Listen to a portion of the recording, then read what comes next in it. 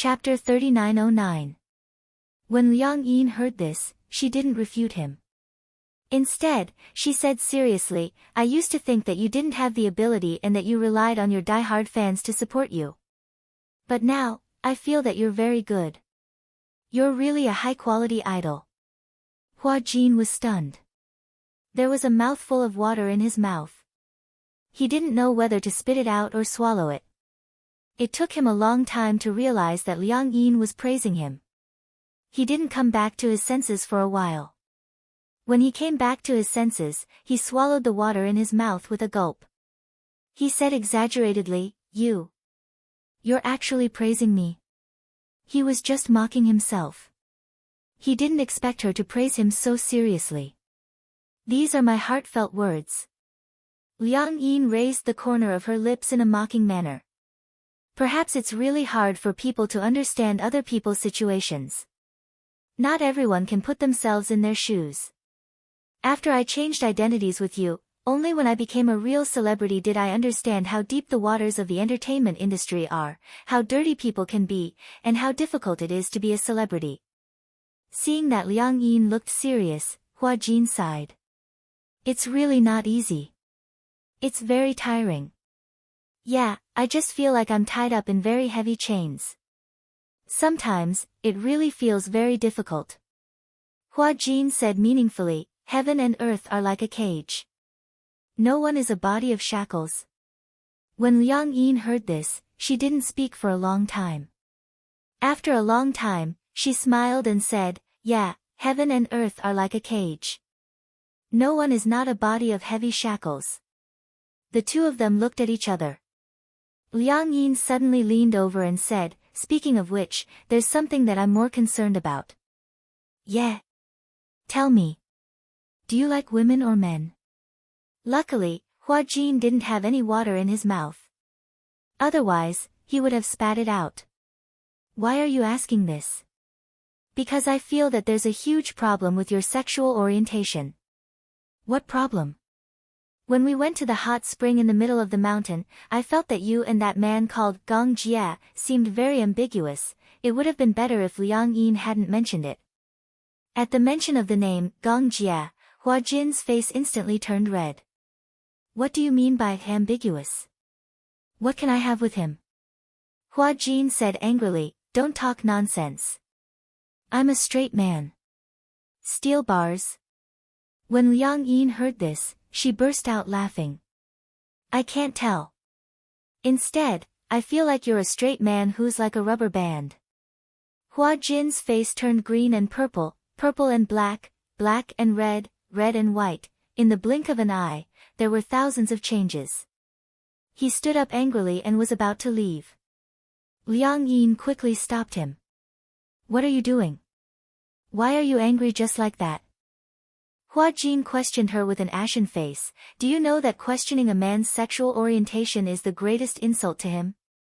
I was just joking. Is this kind of test a joke? Hua Jin was really angry. Liang Yin sized up his expression. Seeing that he was really angry, she couldn't understand. Normally, when people hear such things, they just laugh it off. At most, they'd clarify and wouldn't take it to heart. Why are you taking it so seriously? Liang Yin reminded him carefully. Why do I feel like you're trying to cover it up? Don't talk nonsense. Chapter 3910. Liang Yin smiled and said calmly, I didn't say that you like men. Maybe the person you like is a man. Hua Jin was taken aback. He actually fell into a daze because of this sentence. That's right. Why do I feel uneasy when I'm facing Gong Jie? He even felt uneasy and wanted to avoid it. Could it be? Hua Jin bit his knuckles. Could it be that he was really interested in Gong Jie subconsciously? No, this was Liang Yin's way of inducing him. Hua Jin jerked his head up and glanced at her. His gaze was like a torch. Liang Yin was stunned. What are you looking at? Hurry up and memorize the script. Liang Yin felt wronged. Memorize what script? Didn't the crew stop filming? Because of Tang Yu. It's not certain when they will resume filming. If they resume filming and you don't memorize your lines, it'll be too late even if you work all night. With that said, Hua Jin found the script and threw it in front of her. Fix the script first. Liang Yin said, oh. She reluctantly picked up the script and looked at it silently. Hua Jin left the room. Liang Yin buried her face in the script until she watched him leave. Only then did she breathe a sigh of relief. Hua Jin returned to his room and lay on the bed. He was so frustrated that he tossed and turned, but he couldn't fall asleep. He covered his face with the blanket. No, could it be that he had been single for too long? So he started to think about it and even started to doubt his sexual orientation. Qinzhou. In the coffee shop. Hua Jin stirred his coffee with empty eyes. Qinzhou, who was sitting opposite him, raised his eyebrows and glanced at him. What's wrong? Do you have feelings for men? Pfft, Qinzhou almost spat out the coffee in his mouth. He widened his eyes and snorted coldly. He said expressionlessly, my sexual orientation is normal. What's wrong? Did your sexual orientation change when you became a woman? Of course not. Hua Jin insisted, I like women. His repeated emphasis had aroused Qinzhou's suspicion. Why are you emphasizing it so much? You make it sound like you're brainwashing me. Some people are suspicious of my sexual orientation. Oh. Weren't there always people who were suspicious? The issue of Hua Jin's sexual orientation had always been a hot topic for the media. Many paparazzi suspected that Hua Jin was gay. Of course, this question had not been verified yet. What's the big deal about liking men? Qinzhou continued, in the industry, men like men and women like women. It's actually a common occurrence. There were also those who liked both men and women. That's the best for investors. In this circle, some investors were particularly playful. Not only did they have a lot of women, but they also had a lot of young men as their mistresses. In fact, a person's potential orientation was uncertain. Sometimes, when a man liked another man, it wasn't because he was gay. It was purely because the person he liked was a man. It won't be long before Tang Yu's dismissal from the crew is announced to the public. Qinzhou took a sip of his coffee. You should urge Liang Yin to consolidate the script. The crew will probably resume filming soon. Then, Hua Jin asked tentatively, who will replace Tang Yu's role? Chapter 39:11. Just as Qinzhou said, not long after, the announcement of Tang Yu's removal from the cast was posted online. Weibo and all major media outlets reported on the incident. Soon, the person who replaced Tang Yu's role was posted on a poster. However, because he was a newcomer who had just debuted, he was selected by the sponsors. Although he was a newcomer, to be selected by the sponsors, he must have a lot of connections. However, he wasn't famous and didn't receive much attention. Soon, the incident came to an end with Tang Yu and Sun Hai terminating their contract. It seemed that Huan Yu and Sun Hai had reached an agreement. Sun Hai had promised Huan Yu a lot of benefits, so Huan Yu didn't pursue the matter. Without the media adding fuel to the fire, there were no more articles about it.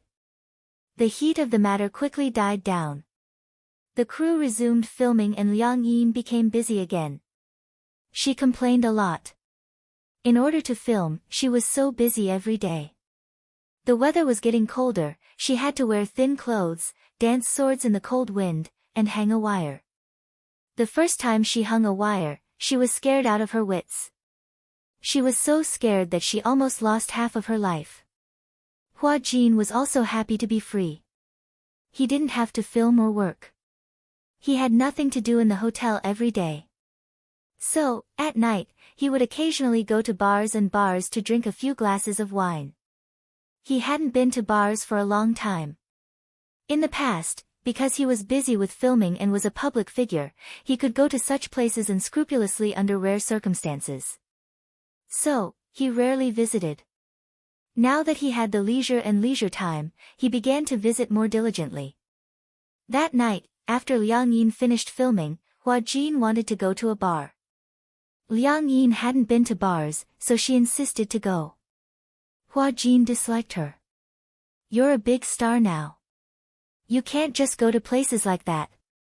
What if the paparazzi took a picture of you? Liang Yin argued, what's wrong with being a big star? Can't a big star go to a bar to drink? I'm not doing anything bad. I'm just drinking and enjoying the atmosphere of a bar. Can't I? Hua Jin was speechless, so he could only brace himself and bring her along. When the two of them arrived at the bar, it was still early. Hua Jin wanted to find a booth, but Liang Yin wanted to watch the bartender mix drinks, so she insisted on sitting at the bar counter. Hua Jin couldn't argue with her, so he sat with her at the bar. Liang Yin looked at the bartending and couldn't say anything. Because she rarely came to bars, she always felt that the bar's environment was messy, but now she felt that it was okay. It was not as messy as she had imagined. Wow! Hua Jin, look, there's fire in that wine. Liang Yin pulled him and pointed at the goblet in the bartender's hand. The fire was burning on the surface of the goblet. How do you drink this wine? Could it be that he drank it together with the fire? Hua Jin said, you have to wait for the fire to go out before you can drink it. I see. Liang Yin stared at the glass of wine and muttered, I want to drink. No, don't drink it. Hua Jin said, the alcohol content of this wine is so high. If you get drunk, how am I going to carry you back? Liang Yin was a little unhappy, but because of Hua Jin's warning, she could only watch helplessly. Hua Jin looked at her pitiful face and said to the bartender, give me a glass of tomorrow. Okay. Tomorrow. Chapter 39:12. Is this the name of this drink? Yes. What does it mean? Tomorrow, as the name suggests, after drinking this glass of wine, you'll only wake up tomorrow, so it's called tomorrow. When Liang Yin heard this, she opened her mouth and was a little surprised. Is the alcohol content very high? Yes, it's mixed with vodka. The alcohol content is especially high. Most people would only need to drink 2 sips. Liang Yin was a little doubtful. Is it that exaggerated? She didn't dare to drink it, but she really wanted to try it. How much is this glass? 288 yuan per glass. Liang Yin was speechless again. So expensive. Is it expensive? It's still okay. That's true. You earn a few 100,000 per episode, so a glass of wine is indeed not expensive. Liang Yin said self-righteously.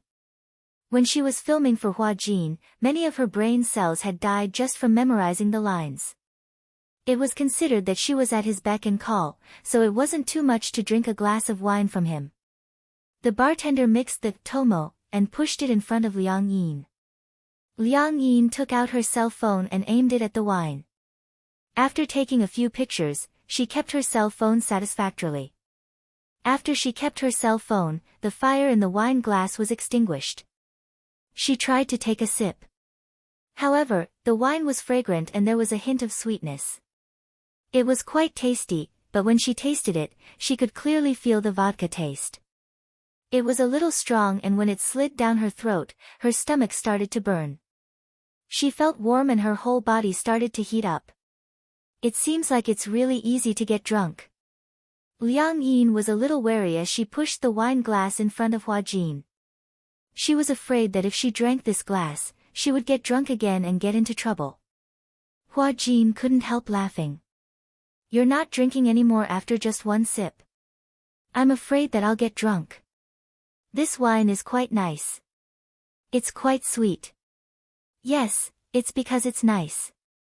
There's no concept of drinking too much or too little, so it's easier to get drunk. As they spoke, Hua Jin suddenly felt a man sitting beside him.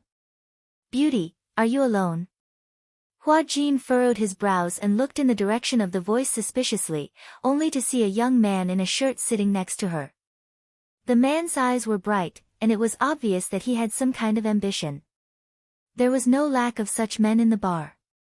When he saw a woman he liked, he would go up and strike up a conversation with her.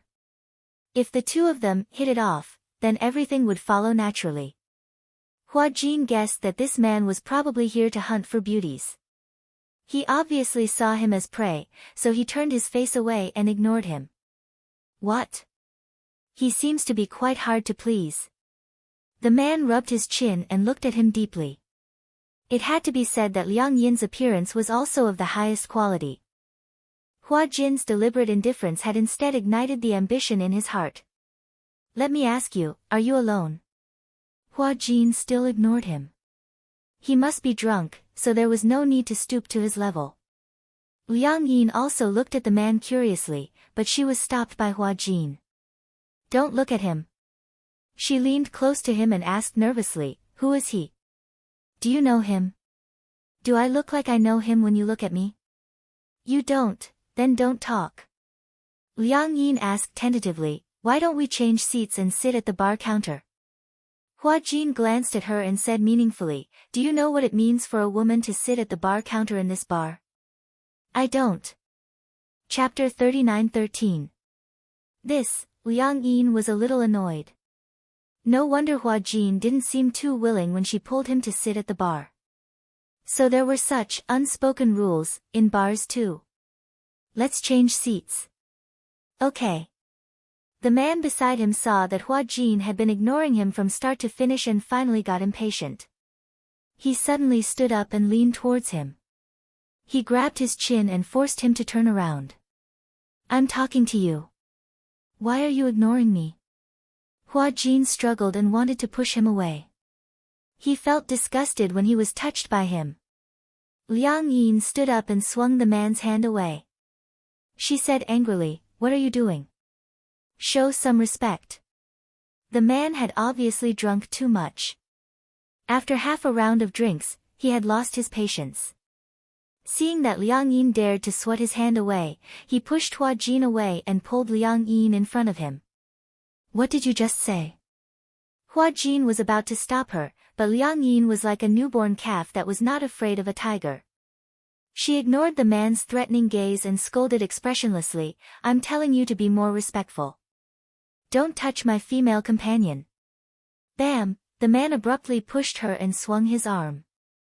Liang Yin instantly lost her center of gravity. Due to the inertia, she crashed into a bar chair at the side and fell harshly to the ground. She frowned in pain but did not make a sound. Anxiously, Hua Jin rushed over and tried to help her up in a fluster. The man walked over, held her hand, and pulled her to his side. What are you doing? Hua Jin struggled a little. Let go of me. The man pinched his chin and looked at him carefully. He was satisfied. She's quite pretty. After a pause, his contemptuous gaze fell on Liang Yin. Is she your girl? Hee, then today, your girl is mine. What? Without waiting for Hua Jin to question him, the man immediately grabbed his face, pressed his mouth down, and kissed him fiercely. The smell of alcohol in his mouth blew onto his face. Hua Jin's entire body stiffened. Feeling the man's kiss, he felt extremely disgusted, as if he had been bitten by a dog. He used all his strength to push him away and forcefully wiped away the man's remaining warmth on his mouth. Disgusting. Are you crazy? Hua Jin resisted the urge to slap her and said angrily, don't touch me with your dirty hands. You have a bit of a temper. The man sneered, but, I like it. Women are like wine, the stronger the better. Liang Yin couldn't stand it anymore, especially when she saw the man kissing Hua Jin forcefully. She felt disgusted and immediately got up from the ground. She stepped forward and grabbed Hua Jin's hand. Let's go. Don't talk nonsense with him. Hua Jin was still angry. However, he knew in his heart that he didn't know the man's identity. Now was not the time to confront him. There were too many people and they couldn't stay for long. If they attracted attention and were recognized, the loss would outweigh the gain. He didn't know if there were reporters in this bar. This bar was known as the entertainment industry's Hall of Fame. Some well-known directors, producers, and celebrities would patronize this bar because the owner of this bar was jointly opened by a few celebrities. It was a side business. Hence, most of the patrons were related to the entertainment industry. In this industry, it was better to suffer more grievances than to offend people. Chapter 39:14. Hua Jin was just about to pull Liang Yin away. Just as the two of them reached the entrance of the bar, they were stopped by a few men who appeared out of nowhere. Hua Jin glanced at them and subconsciously reached for the phone in his pocket. Immediately, a man strode forward and snatched the phone from his hand. Without even looking at it, he threw it on the ground and stomped on it a few times. "What, you want to call the police?" "Hee, let me tell you, our brother Hui is the least afraid of the police.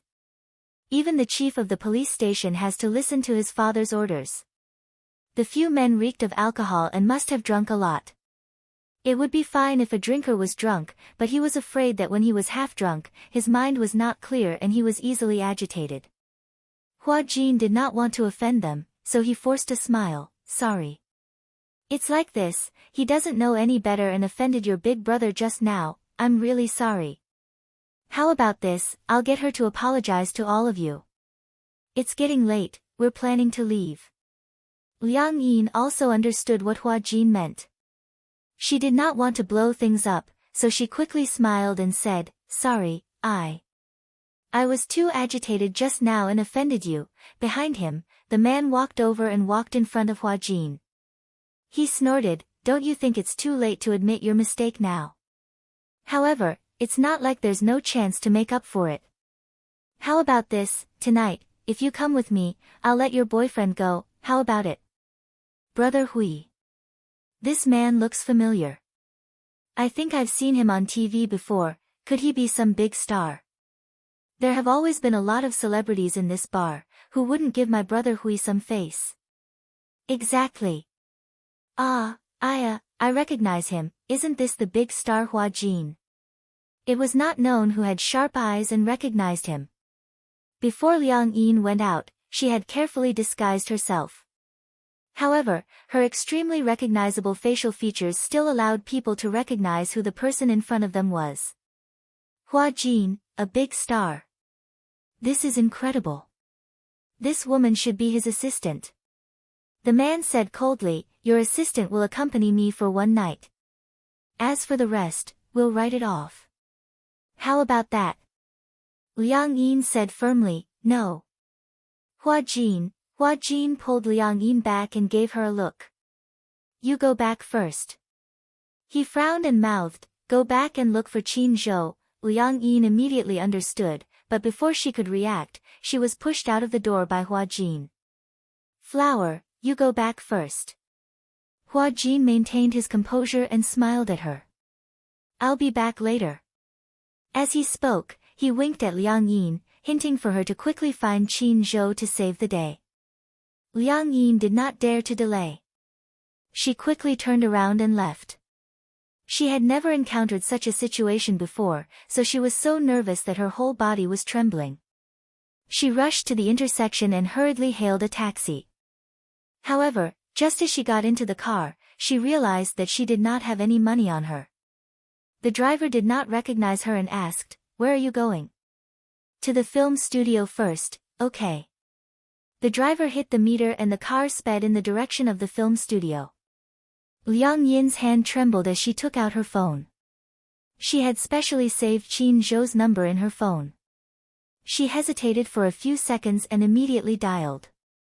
"Do." Chapter 39:15. "Hello." Qin Zhou's sleepy voice came from the other end of the line. He had a lot of free time recently. After settling Hua Jin's matter, he had given himself a long holiday. Hence, he slept earlier than usual. "Qin Zhou." Liang Yin called out anxiously, "Qin Zhou, something bad has happened." Qin Zhou was in a daze. He couldn't tell if it was Hua Jin or Liang Yin who was calling him. He snorted and asked, "What's the matter?" "Hua Jin. Hua Jin has been detained." "What's the matter?" Qin Zhou muttered unhappily, "What's the matter? Tell me directly." Liang Yin kept her composure and told him what had happened in a concise and comprehensive manner. Qin Zhou ruffled his hair in frustration, but his voice was calm. Wait for me at the bar. I'll come over right away. I didn't bring any money with me, Liang Yin muttered weakly. The taxi driver heard this and raised his eyebrows. He was alarmed. You didn't bring any money to take a taxi? Someone will pay for my ride. On the other end of the line, Qin Zhou heard this and said, nonsense. Take a taxi and come to my place first. Ming City Apartments. I'll wait for you downstairs. Okay. After Liang Yin gave him the address, the driver grumbled a few times before heading to the apartment in Ming City. When the car arrived at Ming City Apartments, Qin Zhou opened the door and got into the car. After getting into the car, Qin Zhou told the driver the address without hesitation. Suhi Bar. What? Take a detour. The driver was gloomy. Are you kidding me? Qin Zhou narrowed his eyes and glared at him unhappily.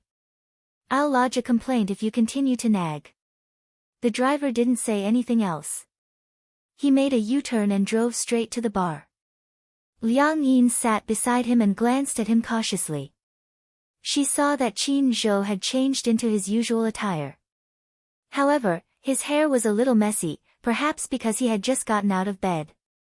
There was a faint mint fragrance on his body. I don't know where it came from. Qin Zhou realized that Liang Yin was secretly sizing him up. He turned back to look at her and couldn't help but reach out to pinch her face. All of you are messing around. Instead of sleeping in the middle of the night and memorizing the script, you went to a bar to play. You really have a lot of free time. For some reason, Liang Yin was instinctively afraid of Qin Zhou. Even though Qin Zhou was young, Hua Jin's manager and had a handsome face, Tang Ning never dared to look him in the eye. Perhaps it was because he had the aura of a dignified leader with an intimidating presence. It's boring to memorize a script, you can hang out in bars if you're bored. Qin Zhou snorted. The bar is such a messy place. It's fine if Hua Jin goes alone to mess around, but if you go with him, I'll have to clean up the mess for you. Liang Yin bit her lip guiltily. Who detained Hua Jin?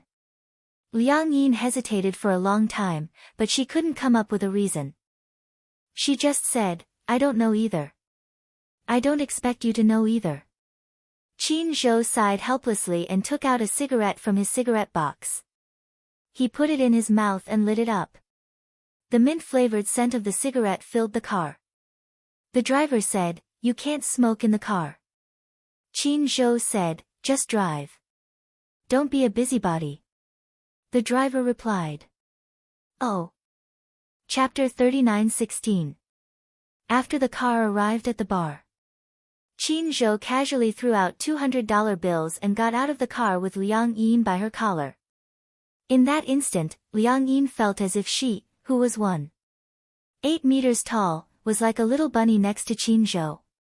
She said weakly, don't carry me. I can walk on my own. Oh. I thought your legs had turned to jelly from the fright. My legs didn't turn to jelly. Then why were you shaking in the car just now? Liang Yin held it in for a long time. It was cold. Qin Zhou glanced at her, puzzled. Suddenly, he smiled, revealing his snow-white teeth. Liang Yin looked at him and asked curiously, are you the only one here? If not, how many people do you need? They have a lot of people. Won't you get bullied if you're alone? Qin Zhou snorted softly. All right, since you're so timid, just wait for me at the entrance of the bar.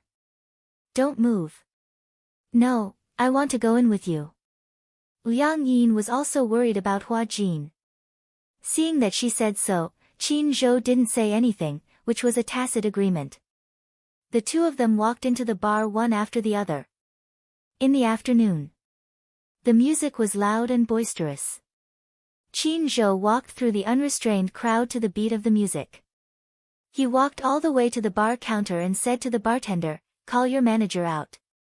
The bartender didn't even look at him. He thought that Qin Zhou was drunk and was here to pick a fight. Without looking up, he said, the manager isn't here.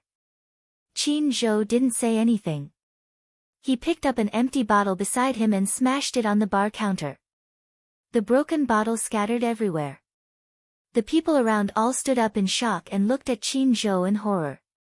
Not far away, the manager who was patrolling the bar heard the commotion and hurried over. At the same time, the bartender saw that Qin Zhou was openly smashing the bar and said angrily, "What are you doing? Picking a fight? Do you know whose bar this is? What's going on?" The manager hurried over. When he saw Qin Zhou, he recognized him immediately and greeted him politely. "Brother Qin, why are you here?" Qin Zhou's reputation in the entertainment industry was like thunder. If the manager couldn't even recognize Qin Zhou, he definitely wouldn't be able to get to this position. When the bartender saw the manager nodding and bowing to this man, he was stunned and guiltily put his hands behind his back. Qin Zhou glanced at the bartender and then at the manager. "Am I seeing a ghost? Didn't you say that the manager isn't here?" The manager glared at the bartender and scoffed, "This is not a place for you to act rashly. Hurry up and get lost. Don't come to work tomorrow." "Manager, cut the crap and scram." The bartender bit his lips in grievance and immediately left. The manager rubbed his palms together and smiled apologetically. "Brother Qin, it's so late. Are you here for a drink? You haven't been here often recently. You must be busy, right? Don't talk nonsense with me." Qin Zhou said coldly, "My artist's assistant was detained by the customers of your bar. Do you remember this?" "I think. I can't remember," Qin Zhou asked slowly. "You have no recollection of it at all?" Even though he didn't show it on his face, his voice seemed to carry some dissatisfaction. Chapter 39:17. "You know, with our status, how can we afford to offend those young masters? Most of them just turn a blind eye to it." "I'm not sure. In this bar, those young masters often came to hunt for women and sometimes caused trouble. As the manager, he did not dare to offend them. He knew about this, but because it was only a celebrity assistant who was detained, it was not a big deal. In this line of work, even an assistant could not escape the unspoken rules. But anyone who stepped into this line of work had a strong background, and others usually did not dare to touch them. Moreover, it was just an assistant. It was not worth it to ruin the relationship with those young masters for an assistant. Qin Zhou gradually lost his patience. When people cause trouble, you're afraid of hurting the relationship, so you turn a blind eye to it. "So, as the manager, you don't care if I cause trouble?" The manager said. "Brother Qin, don't, even if I ruin this place, your masters might not dare to pursue it. But your position as the manager is not stable. How about this?" The manager could not stand the scare and quickly said with a smile, "I'll go and find out for you the background of those young masters who detained your people. How about this, okay? Don't worry, as long as it's your people, we'll protect them well. Even if we can't protect them, we'll call you immediately if anything happens. I don't have much time. Hurry." Okay, right away." The manager quickly sent someone. On the other hand, he immediately arranged for Qin Zhou and Liang Yin to be safely arranged in a private room and served them good wine and tea. After a while, someone rushed over and said that the people who took away Hua Jin were the young masters of Wushan Films. Wushan Films? Qin Zhou had heard of Wushan Films. Although they were not famous, their background was not to be underestimated. The big boss of Wushan Films had an extraordinary background and was not someone to be offended. "I heard that the young directors of Wushan Film and Television brought a few women upstairs. They seem to have drunk quite a lot. They must have had too much to drink." "Upstairs?" "Yes, the hotel upstairs." Qin Zhou ordered, "Help me find out their room number." Standing in the hotel elevator, Liang Yin rubbed her hands nervously, afraid that something might happen to Hua Jin. He was alone and weak. He didn't know how he would be bullied. Qin Zhou, on the other hand, appeared very calm. Liang Yin asked curiously, "Aren't you worried about Hua Jin?" "What's the use of worrying? He's an adult now. Since he offended someone, he should be taught a lesson. Liang Yin said weakly, actually, I offended someone this time. Hua Jin went with them to protect me. That's not a reason. Since you're already an adult, it's not your first time entering such a place. Liang Yin, on the other hand, felt extremely guilty. If she hadn't insisted on sitting at the bar counter, she wouldn't have attracted bees and butterflies and made things difficult for Hua Jin. I was wrong. Liang Yin looked apologetic. Qin Zhou snorted. Go back and write a 5,000-word self-criticism letter. 5,000 words. Liang Yin widened her eyes. So many words. Why? Do you have any thoughts? No, no thoughts. I'll go back and write, ding. The elevator door opened. Chapter 39:18. Walking to the door, Qin Zhou was about to slam the door when he heard a thud, as if something heavy had been thrown on the door. Oh no. The thing that Qin Zhou was most worried about had happened. Beside him, Liang Yin saw that Qin Zhou's face had finally revealed an anxious expression. She was also worried that something had happened to Hua Jin. She patted the door worriedly and said, Hua Jin. Is Hua Jin here? Get out of the way. Qin Zhou pushed Liang Yin to the side. Taking half a step back, he gathered his strength and kicked the door open with a flying kick. He rushed in anxiously. As expected, when he saw the scene in front of him, he held his forehead in pain. Liang Yin couldn't see the situation in the room, but she saw that Qin Zhou's expression wasn't looking too good. When she finally saw the situation in the room, the corner of her lips twitched violently and her face darkened. Ouch, it hurts, someone come, one by one, the men were lying on the ground, crying out in pain as if they were going to die. Hua Jin stood in the middle of the crowd and glanced coldly at the room. Seeing that most of the people had been taken care of, he clapped his hands and said speechlessly, You're still showing off in front of me with this little ability? Qin Zhou cleared his throat and frowned as he said, Hua Jin. Hua Jin turned around and was shocked to see that it was Qin Zhou. Qin. Boss, Qin Zhou walked over and raised his hand to give him a knock on the head. Didn't I tell you to restrain yourself? If you cripple them, you won't be able to pay for the lives of these young masters even if you sell yourself. Hua Jin trembled and whistled guiltily. Liang Yin saw this scene from the side and was a little dumbfounded. Hua Jin. Hua Jin was actually so skilled. No wonder Hua Jin looked so relaxed at the bar and asked her to leave first.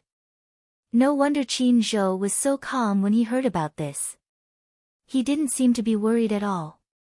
He was very calm. No wonder Qin Zhou was so nervous when he heard the commotion in the room. It wasn't because he was worried that something bad had happened to Hua Jin.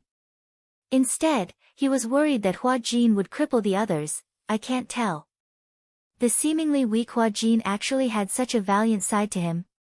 Liang Yin looked around in a daze and mumbled, Hua Jin, are you always so tough? I've filmed historical dramas before, so I can be considered half a martial artist. These weaklings are more than enough. Hua Jin also felt a little guilty. He complained to Qin Zhou, don't you know that this group of beasts? They actually wanted to do something to me. How could I let them succeed? I struggled and resisted, but they wanted to use force. I had no choice but to take action. Qin Zhou rolled his eyes at him. Didn't I tell you to keep your distance? Of course I did. Hua Jin retorted, I kept my distance. Don't worry, they definitely won't break their arms or legs, nor will they be injured. It's just some flesh wounds at most. There's nothing else. Oh. Qin Zhou snorted coldly. Damn it, I'm the one who has to clean up the mess for you.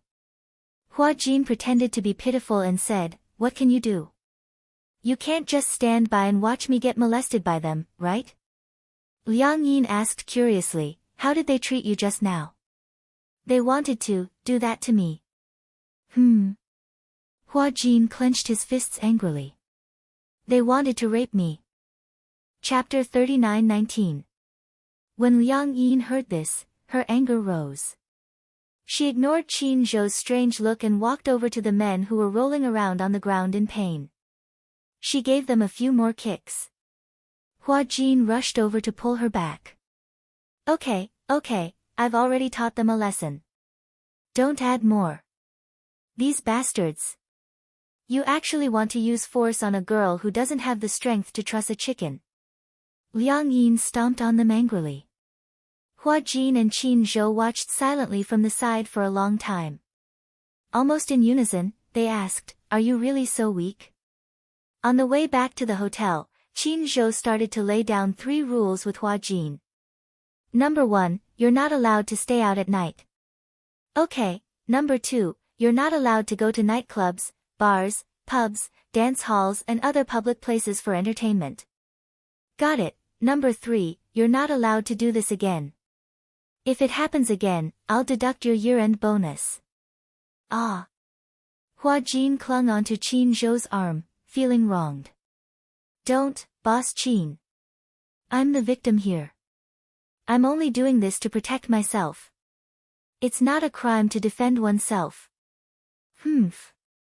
Why don't you take a look at your status? It's the middle of the night and you're not resting in the hotel. Hua Jin, you're really something. Huh? Qin Zhou replied with an and glared at her. Hua Jin gulped nervously and mumbled timidly, "It won't happen again." Liang Yin watched from the side and was quite frightened by Qin Zhou's aura. This man seemed to be very scary. Qin Zhou turned around slowly and took a look at Liang Yin. He smiled gently, but there was an obvious coldness in his eyes. You'll stay in the hotel obediently from now on. Don't run around and memorize the script, okay? Liang Yin trembled and nodded obediently. Qin Zhou smiled and raised his hand to rub her head gently as if he was petting an obedient baby. Good girl. Good girl, good girl, she didn't know why, but when he touched her head, his movements were especially gentle and tender. Liang Yin's face inexplicably became hot, and her heart beat rapidly. She actually fell into this gentle gesture. She bit her lips and secretly looked at Qin Zhou from time to time. She felt that Qin Zhou was a reliable man. Although he gave people the impression that he was a little black-bellied, with him around, she felt an endless sense of security. No matter how big the problem was, she wouldn't feel afraid. She always felt that he was there to shoulder it, and she wasn't afraid at all. Ah, her maiden heart. Immersed, intoxicated, Hua Jin looked at Liang Yin, then at Qin Zhou. He furrowed his eyebrows, feeling. Liang Yin looked at Qin Zhou strangely. After returning to the hotel, Liang Yin returned to the sofa. She was still immersed in Qin Zhou's gentle gaze. The girl's heart was thumping. Hua Jin stood by the side with his arms crossed, looking at her coldly. Suddenly, he reminded her kindly, Qin Zhou has the same gentle gaze when he touches the puppy. Liang Yin reacted belatedly. She turned around and glanced at him. Are you talking to me? Aha. Hua Jin sat down opposite her. They were separated by a coffee table. He looked at her and said, Liang Yin, don't tell me you've taken a fancy to Qin Zhou. Who said I've taken a fancy to him? Chapter 39:20. That's nonsense. Hua Jin snorted. With Qin Zhou's looks, it's not difficult for him to enter the entertainment industry. When he was young, he was also a young hunk. Young? Liang Yin caught this word and asked suspiciously, is he very old now? He should be in his 30s. 30s. Liang Yin was a little surprised. He looks about your age. That's because he's good at maintaining his looks. You don't know, but the skincare products at home are better than those of many female celebrities. In the past, when we were filming a show together, he would sit in front of the mirror every night before he went to bed. Practice. Aha, the eternal youth beauty technique. After bathing, he would apply it on his face. How can he not look young? Moreover, his facial features are younger. No matter how old he is, his face will still look the same. Liang Yin didn't quite understand what he was saying. She was not particular about maintaining her looks, so she was a little confused. Has he been in love before? Yes. Liang Yin was a little surprised. I thought he hasn't been in love before. Do you think he's an old virgin? How is that possible? For a man like him, there are plenty of women lining up for him. As long as he wants to, it's not an exaggeration to change a woman every day. Liang Yin was speechless again. She commented objectively, the rich circle is really messy. She had always thought that Qin Zhou was an old cadre who had never been in a relationship before. He was an ascetic man who had never fallen in love before. She did not expect that Qin Zhou had been in love before. But thinking about it, it made sense. After all, it was impossible for a man in his 30s not to have been in love before. Why? You're asking about him. Don't tell me you're really interested in him. Liang Yin denied flatly, don't think too much. I'm not thinking too much. Your face is too red. What do you mean? Liang Yin touched her face instinctively and glared at Hua Jin. Hua Jin crossed his arms calmly and gave her a meaningful look. Somehow, he felt that there was something fishy about this girl. Mr. Qin, I respect you as a person of character and have always given your artist's face. But, look at what your employees have done. In the office. Qin Zhou silently looked at the young man sitting on the sofa with half of his face swollen and shouting at him. The person in front of him was the son of Wushan Film and Television, Su Yue. Last night, he was beaten up by Hua Jin and even lost 2 of his teeth. It had to be said that Liang Yin's appearance was top-notch. In addition, Hua Jin had the habit of keeping a mistress at night. He always dragged Liang Yin to do skincare with him. Hua Jin's skincare products were all provided by advertisers. They were the best.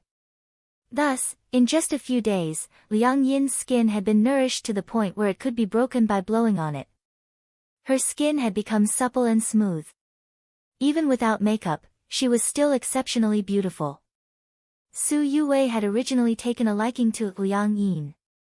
But who would have thought that such a frail-looking person would be such a skilled fighter?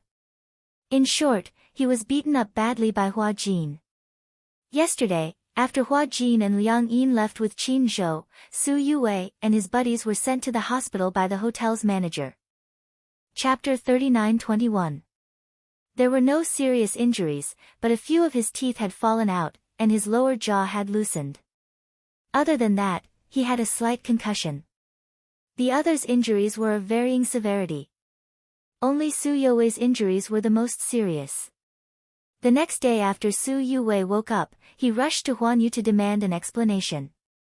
Tisk, Qin Zhou leaned lazily against the back of his chair with his legs propped up on the desk. The cigarette between his fingers was halfway burnt. He opened his eyes coldly and laughed contemptuously. Young Master Su, if word of this gets out, I'm afraid it won't be good for your reputation. Su Yue's face darkened when he heard that. What do you mean?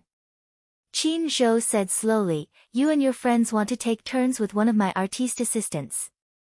Don't you think your table manners are a little too ugly? Young Master Su, are you so desperate for women that you're not picky? You even want to touch one of my employees? If word of this gets out, those who don't know will think that young Master Su is desperate for women. Su Yue's face turned red, then green. When he caught sight of Qin Zhou's contemptuous gaze, his face darkened. He said angrily, she's just an assistant. Why, can't I touch her? Huan Yu is so big and there are so many artistes under it.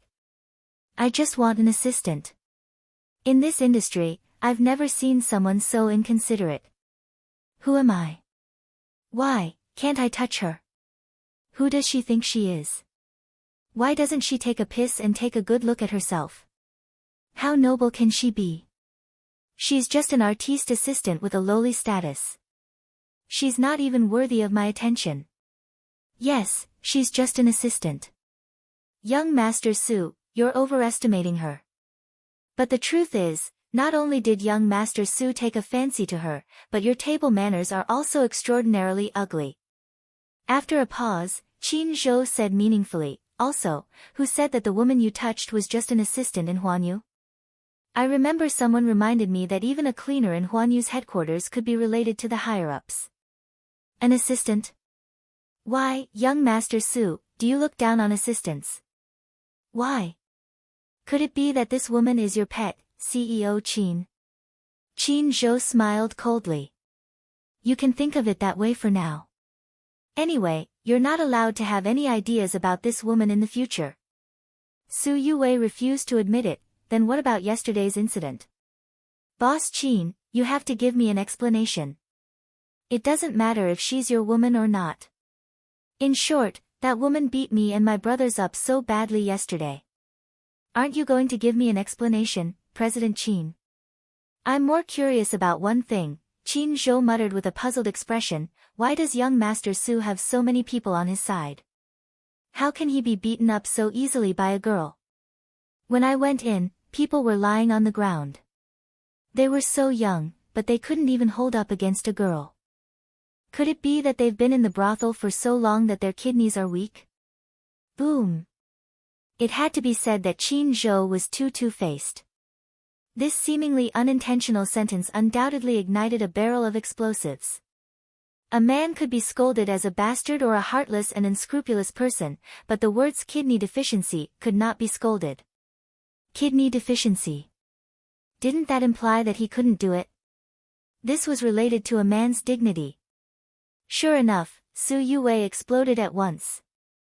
Chapter 39-22. Kidney deficiency. Qin Zhou, what do you mean by this? Are you trying to provoke me on purpose? Or is it that Huanyu doesn't care about Wu Shan because Wu Shan has been giving Huanyu face? Qin Zhou gradually lost his patience. He stood up abruptly, walked casually to Su Yuwei, and flicked the ash on him expressionlessly. First of all, Wu Shan Entertainment was never yours. The one who gave Huanyu face was your father, not you. You're just relying on your father's power to make a fool of yourself. Second of all, even if your father stepped into Huanyu, he would never dare to yell at me.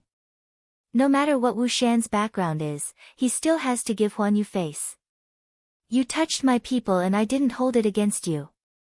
How dare you come to Huanyu to make trouble for me? Qin Zhou's phoenix eyes narrowed as he grabbed Su Yuwei's collar. You should see if you're worthy. Su Yuwei's lips suddenly trembled. For the sake of his face, he wanted to refute a few words, but when he saw Qin Zhou's cold eyes, all of a sudden, no matter how angry he was, he suppressed his anger. This man, he had a terrifying aura about him. Qin Zhou raised his eyebrows and his voice suddenly softened. Didn't your father tell you who you can mess with and who you can't? For example, me, Huanyu, and the Xingyu financial group behind Huanyu? Seeing that Su Yuwei was silent, Qin Zhou let go of him and said coldly, Young Master Su, please get lost. Huanyu doesn't welcome an insensible guest like you. Su Yuwei was furious.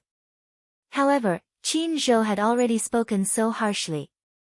Su Yuwei was also very clear that Qin Zhou had the capital that he couldn't provoke. Su Yuwei originally thought that if he came up to ask for an explanation, Qin Zhou would definitely push the assistant out to take responsibility or apologize. In short, it would be better for his reputation. As a man, especially a rich young master like him, what he cared about the most was his face. In the end, he didn't expect that Qin Zhou would be so protective of a lowly assistant. Not only did he lose face, but he was also ruthlessly criticized. Su Yuwei was rebuffed, so he left in a huff. Qin Zhou knew that this matter would not end so simply and carelessly. No one knew what Su Yuwei would do next. Ha ha ha ha. At noon, during the dinner party, Hua Jin heard from Qin Zhou that Su Yuwei had left after being snubbed. He laughed so hard that he was out of breath. Ha ha ha ha. This Su Yuwei is asking for trouble. Qin Zhou asked lightly, Are you done laughing? Hua Jin immediately stopped smiling.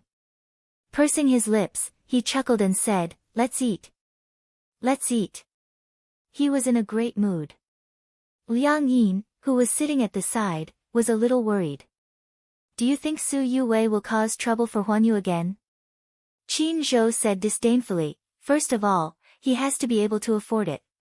At most, I'm worried that he'll come looking for trouble with me. Wushan Films and Television wouldn't dare to offend Huan Yu. Only then did Liang Yin feel relieved. From time to time, she secretly sized up Qin Zhou. Originally, she was still worried about Su Yuwei, worried that Su Yuwei would come looking for trouble. Chapter 39-23. She hadn't expected Qin Zhou to remain silent and deal with the matter. She couldn't help but have a better impression of him. She felt that he was a very reliable man. Liang Yin lamented in her heart. When they returned to the hotel, Hua Jin turned around to find Liang Yin following him like a shadow. She blinked her eyes with a conflicted look on her face, as if she was contemplating something. Hua Jin was a little suspicious and asked, "What are you thinking about? Look at your face, why does it look so serious?" "Hua Jin, can I ask you a secret question?" "Okay, ask away." Hua Jin didn't wait for Liang Yin to speak and went straight to the point. "You must want to ask about Qin Zhou, right?" Liang Yin felt a little guilty and said unhappily, "Can you read minds?" "Why? Are you really interested in him?" Liang Yin blushed when she heard this and said awkwardly, "I just want to ask, what type of girl does Qin Zhou like?" "Not someone like you." Liang Yin was a little suspicious and said unwillingly, "How do you know that it's not someone like me?" "Why, are you really interested in him?" I didn't say that I was interested in him." Liang Yin pretended to be calm and said, "I'm just curious. Why doesn't he have a girlfriend even though he's already in his 30s? Is he picky about his girlfriend? If you want to talk about pickiness. Anyway, he likes someone with a voluptuous figure, but not too voluptuous. For example, someone with a big chest, a perky butt, a thin waist, a big face, big eyes, but not too big. In short, it's about being well-proportioned. Most importantly, they have to be good-looking. I think you're out of the game just based on your figure." Liang Yin didn't admit defeat when she heard this. A figure can be trained. Don't look down on people. Hua Jin was certain this time. "You want to pursue him?" Liang Yin was still a little hesitant. "I didn't say that I wanted to pursue him, although it's easy for a woman to chase a man, Qin Zhou isn't easy to chase." Why? What do you mean by that?" "He doesn't like to be passive, he likes to take the initiative. A strategist like him was used to taking the initiative in everything. He never liked to be passive. On the contrary, he doesn't like the feeling of being chased by women." "You don't like being chased by women?" In short, any woman he doesn't like is basically hopeless. As Hua Jin spoke, he patted Liang Yin's head sympathetically. "Don't think about him anymore. It's impossible between you and him. Furthermore." He paused and emphasized, "Now, you're using my body. You want to use my body to chase after men. Have you asked for my opinion? Didn't you also use my body to seduce men? Have you asked for my opinion?" Liang Yin retorted, not to be outdone. "What?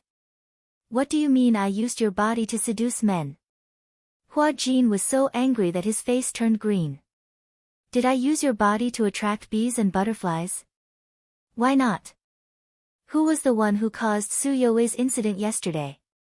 When Hua Jin heard this, he was filled with anger. If this girl hadn't insisted on sitting at the bar counter, would this have happened to him? Also, Gong Jie. Gong Jie. Hua Jin was a little confused. Chapter 39-24.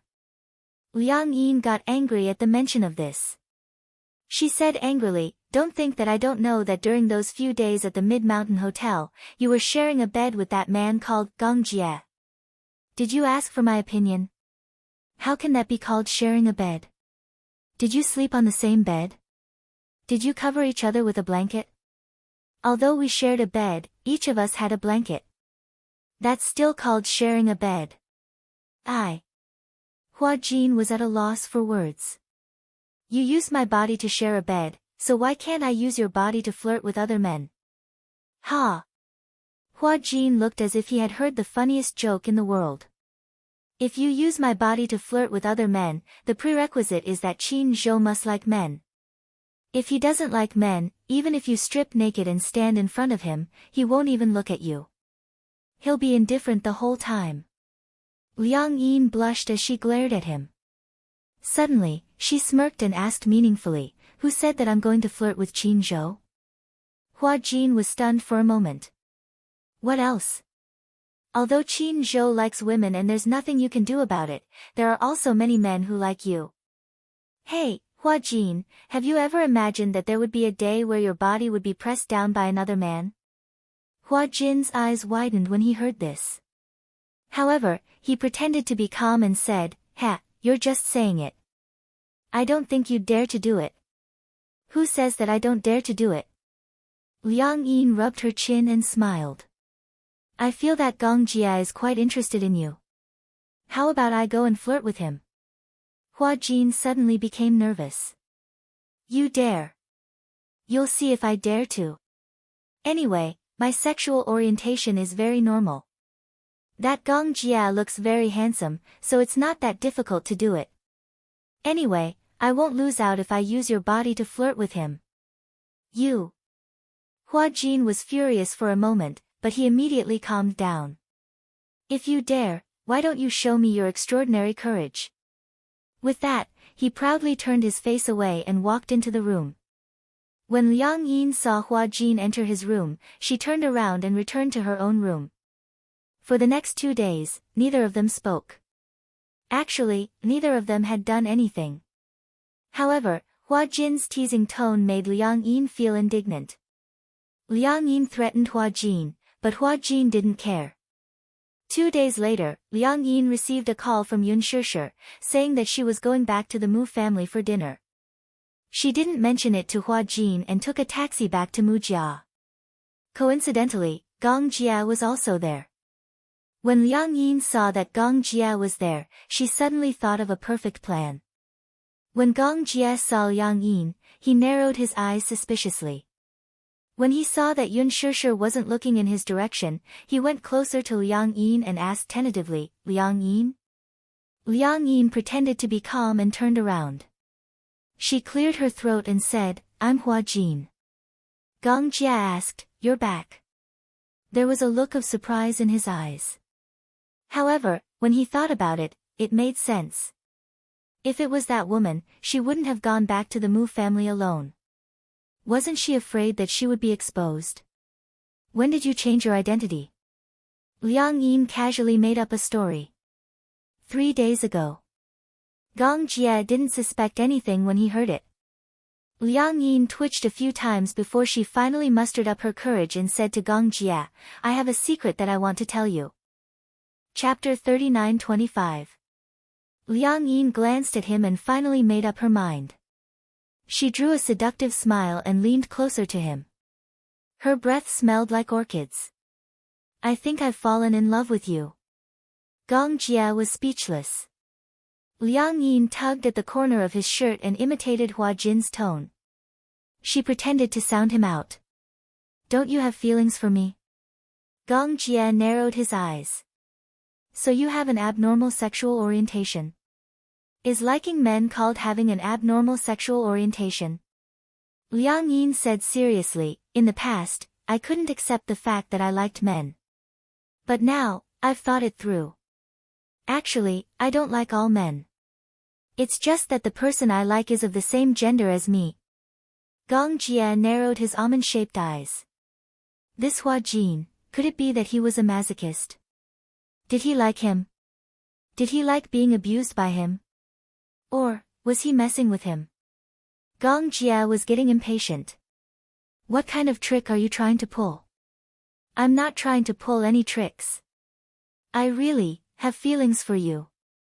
As Liang Yin spoke, she slowly inched closer to him. Don't tell me you don't have feelings for me. Gong Jia grabbed her chin and said coldly, if you dare to make fun of me again, I won't let you off. Liang Yin wasn't afraid of his gaze at all. Instead, she squinted her eyes and smiled. She mustered her courage, tiptoed slightly and pecked his chin lightly. This time, Gong Jia was even more stunned. He scrutinized Liang Yin in disbelief. The confusion in his eyes deepened. Today, I kissed that man. At night, in the hotel room, Hua Jin was helping Liang Yin to mark up her script. He was flipping through the script and eating strawberries with relish when he suddenly said this. At first, Hua Jin didn't react. He blinked and asked, "What do you mean?" "That. Gong Jia. Today, I went back to the Mu family for dinner and confessed to him." Cough cough cough. Hua Jin was stunned for a long time before he suddenly coughed violently. He stood up in shock and stared at her with wide eyes. He said in disbelief, "Confess? What is the meaning of this?" "Actually, it's not really a confession." Liang Yin pouted and explained, "Actually, I was just saying that I'm interested in him." "Ha, I'm just kidding." Hearing that it was a joke, Hua Jin frowned. Thinking that Liang Yin wouldn't dare to mess around, he nervously sat back on the sofa. "In the future, don't make such jokes, okay? With Gong Jia's personality, he will definitely take it seriously." Liang Yin pretended to be surprised. "Eh? How did you know?" "Hua Jin. What was that supposed to mean?" Liang Yin giggled. "He really took it seriously and thought that you were interested in him." Hua Jin. Liang Yin looked at Hua Jin sitting on the sofa with a petrified look on his face. She was secretly amused. He deserved it. Who asked him to be so mean to her? Liang Yin had long realized that Hua Jin had an inexplicable fear of Gong Jie. However, this fear wasn't the traditional kind of fear. There was an inexplicable desire to escape. She also knew that Gong Jie was a little special to Hua Jin. Since he had always been mean to her, she didn't mind using a little trick to get back at him. Chapter 39-26. Since he had been speaking ill of her, she didn't mind using a little trick to get back at him. After more than 10 seconds, Hua Jin suddenly stood up, walked to the bar counter in the room, and started rummaging through the cabinets to look for something. Seeing him busy, Liang Yin asked curiously, "What's wrong?" "Looking for something." "Huh? What are you looking for?" "Looking for," Hua Jin turned around, and a fruit knife suddenly appeared in his hand. The chill almost blinded her eyes. Liang Yin's face was filled with horror. "What are you doing? Since you've ruined my innocence and reputation, I'll fight it out with you." Hua Jin held the knife and walked towards Liang Yin. Liang Yin curled up into a ball and immediately said, "Hey! I'm using your body now. Even if you want to die, you can't stab yourself." Hearing this, Hua Jin felt that it made sense. Hence, he rolled up his sleeves and gestured at his wrist, and raised the fruit knife high. "Ah!" Liang Yin panicked and immediately rushed up to grab his wrist, trembling in fear. "Hey, Hua Jin, are you crazy? I'll fight it out with you." "Ah, no. This is my hand. Calm down, calm down." "Liang Yin, what grudge do I have with you that you have to harm me like this?" "How am I harming you? I see that you two are so compatible, so I'm trying to matchmake you two." "Do you think you can matchmake just anyone? Don't you know that humans and demons have different paths? We're not on the same path." Liang Yin was stunned and confused. "What do you mean by humans and demons have different paths? Why don't I understand?" "I'm a human, he's a demon king, a great demon king, okay? Are you trying to kill me? I'm going to be killed by you. Anyway, if I'm killed, you won't have an easy time either. Now that we're on the same boat, aren't you happy to see me in trouble?" "Ah. Very happy. I think it's true love between you two. I'm doing this for your own good. For my own good, right?" Hua Jin nodded and snorted coldly. Suddenly, he thought of something and his lips curled into an evil smile as he said sinisterly, "All right, since you said it's for my own good, then I appreciate your good intentions. But didn't you say that you like Qin Zhou?" Hua Jin thought it through, or rather, thought of a bad idea. He laughed evilly. "Liang Yin, just you wait, I'll help you chase after Qin Zhou." As he spoke, he stood up, snorted coldly, and left. Liang Yin was stunned at first. She watched as Hua Jin left the room, but she didn't react for a long time. Ming City Condominium. Qin Zhou had just finished his shower when he heard the doorbell ring. He walked to the door. When he opened it, he saw Hua Jin standing outside with a distressed look. Although he didn't say anything, his watery eyes were obviously saying, "Please take me in, please take me in." Qin Zhou frowned and crossed his arms as he blocked the doorway. He had no intention of letting him in. Why? Where did this stray dog come from? Hua Jin didn't have a tail. Otherwise, it would shake very hard. Qin Zhou, Hua Jin looked exhausted. "I'm feeling bitter, what's wrong now? Let me in first, what for?" Chapter 39-27. However, Qin Zhou had no sympathy for him and had no intention of taking him in. "Why did you come to stay with me when there's a hotel available?" "Humph. I don't want to stay in the same hotel as that woman. I get angry when I see her." "Oh, looks like the two of you are quarreling again." Qin Zhou looked at his watch and said coldly, "There's not much time left. If you don't want to stay in the hotel booked by the production team, you can get another room. Don't come to my place." Hua Jin mumbled, "But I didn't bring any money with me when I came out." When Qin Zhou heard this, he casually reached into his pocket from the clothes rack by the entryway cabinet. He pulled out a wallet and was about to give him some money when Qin Zhou stopped him. Hua Jin immediately said, "It's okay. You don't have to go through so much trouble. I'll just stay at your place for one night." Qin Zhou looked up and said in disgust, "I don't want to." Hua Jin complained, "Can you not give up treatment for your misophobia? What does that have to do with you? You're not friendly at all. As a friend, you can't be so cold." "Cold? Are we friends?" Hua Jin said, "If we're not friends, then what are we?" Qin Zhou said seriously, "Boss, subordinate." Hua Jin looked hurt. "All right, look at how pitiful you are. Come in." Qin Zhou made way for Hua Jin, who felt as if he had just been granted amnesty, to squeeze past him. When he entered the living room, he lay on the sofa and complained, "I don't want to serve that little ancestor. Do you know how hateful she is? She actually pretended to be me and confessed to Gong Jie." Qin Zhou was holding a cup of coffee. When he heard this, he almost spilled the coffee in his hand. "She's so daring. Gong Jie was a big devil." Not to mention Hua Jin, even Qin Zhou didn't dare to be too presumptuous in front of him. Perhaps a newborn calf wasn't afraid of a tiger. Liang Yin had no idea what kind of background Gong Jie had, and she didn't know how frightening he was. Therefore, she had no respect for Gong Jie at all. Qin Zhou could not help but imagine a kitten reaching out its little paws to scratch the tiger. In comparison, it was quite cute. "Qin Zhou, let me ask you a serious question." Qin Zhou quickly put the coffee cup aside. "Ask away." Do you like men or women?" When Qin Zhou heard this, he did not get angry. Instead, he asked meaningfully, "What do you think?" "Judging from your temperament, you should like men." "Oh." Qin Zhou snorted slowly and said in a threatening tone, "I'll give you one more chance. Answer me again." "Women." Qin Zhou glared at him unhappily. "You already know the answer. I don't care about your personal life. How would I know if you like men or women?"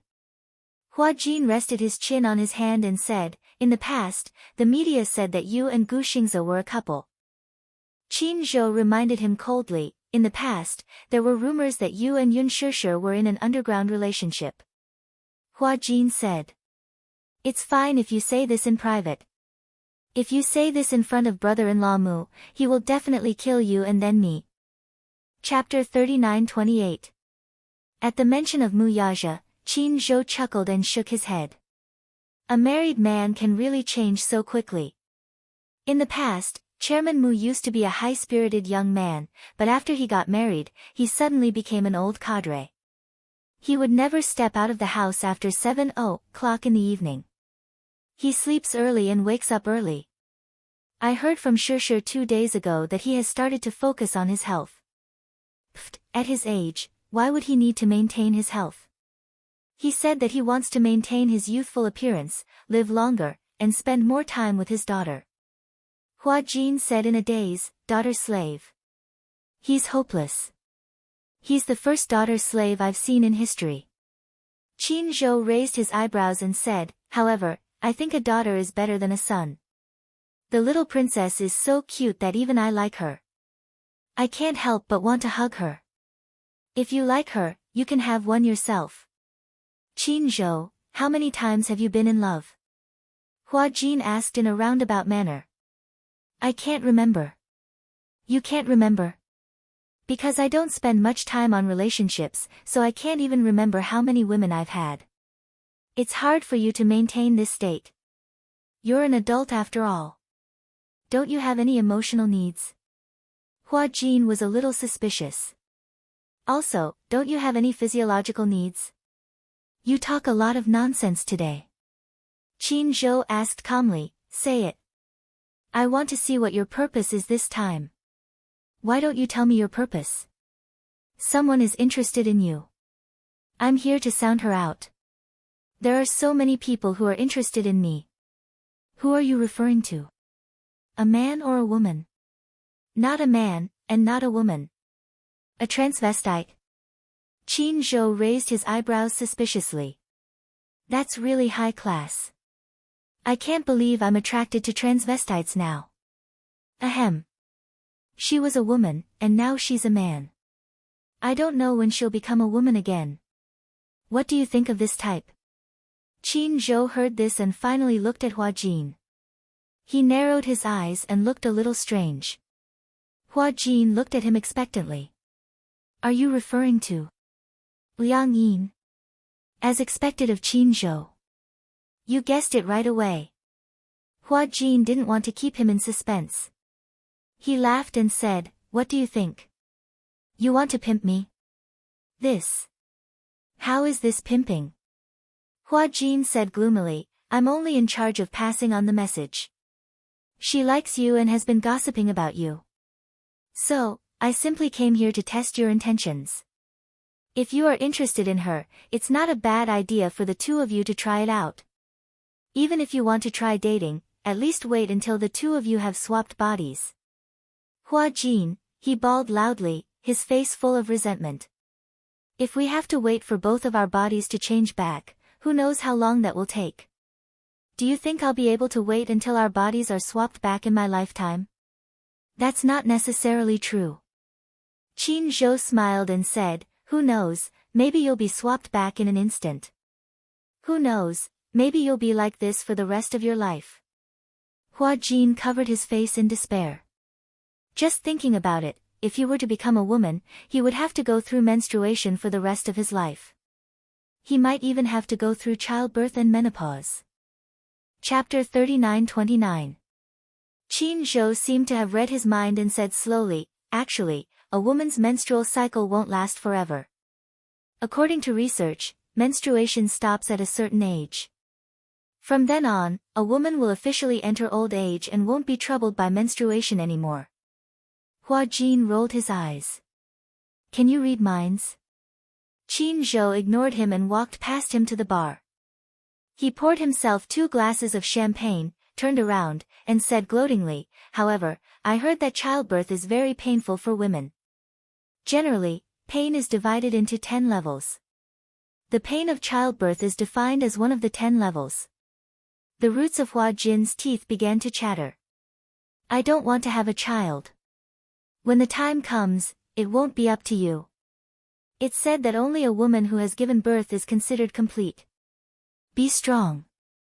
Qin Zhou, You said that childbirth is the most painful for women.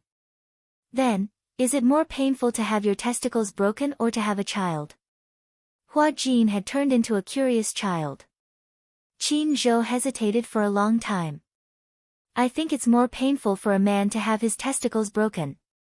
After all, if his testicles are broken, he might even lose his life. That makes sense.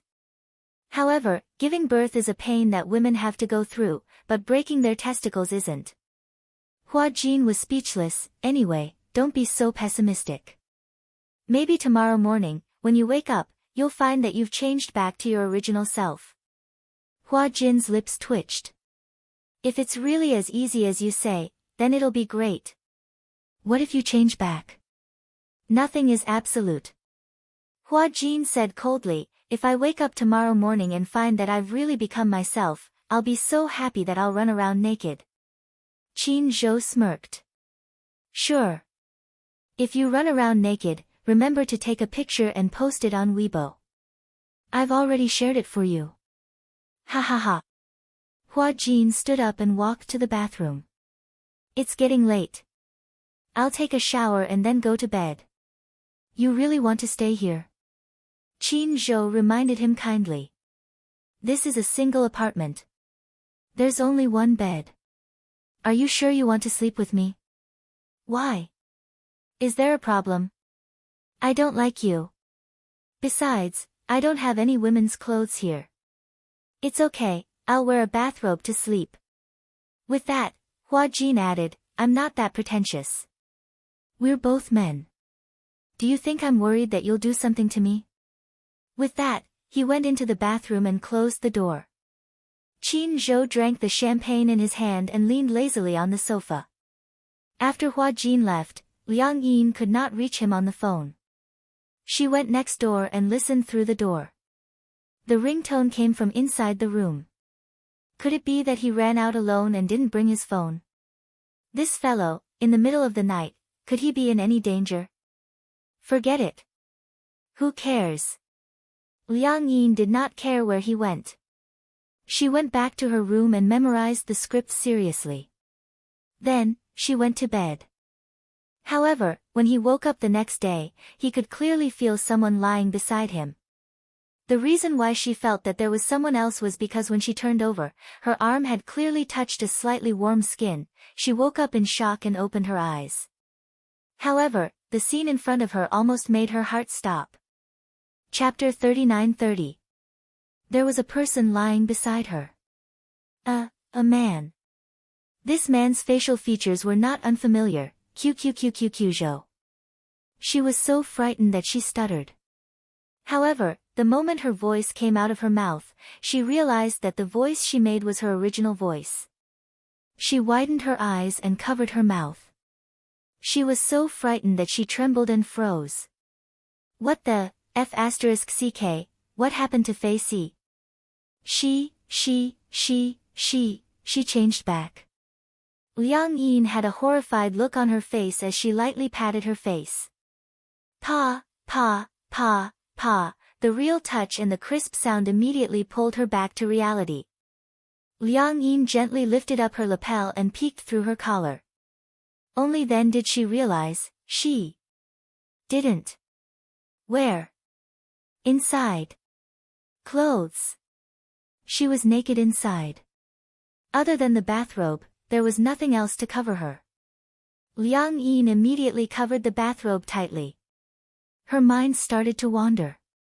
Could it be, she and Hua Jin had already been swapped back, right?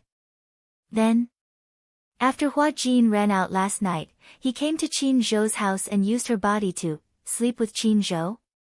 When she thought of this possibility, Liang Yin's expression suddenly became unfathomable.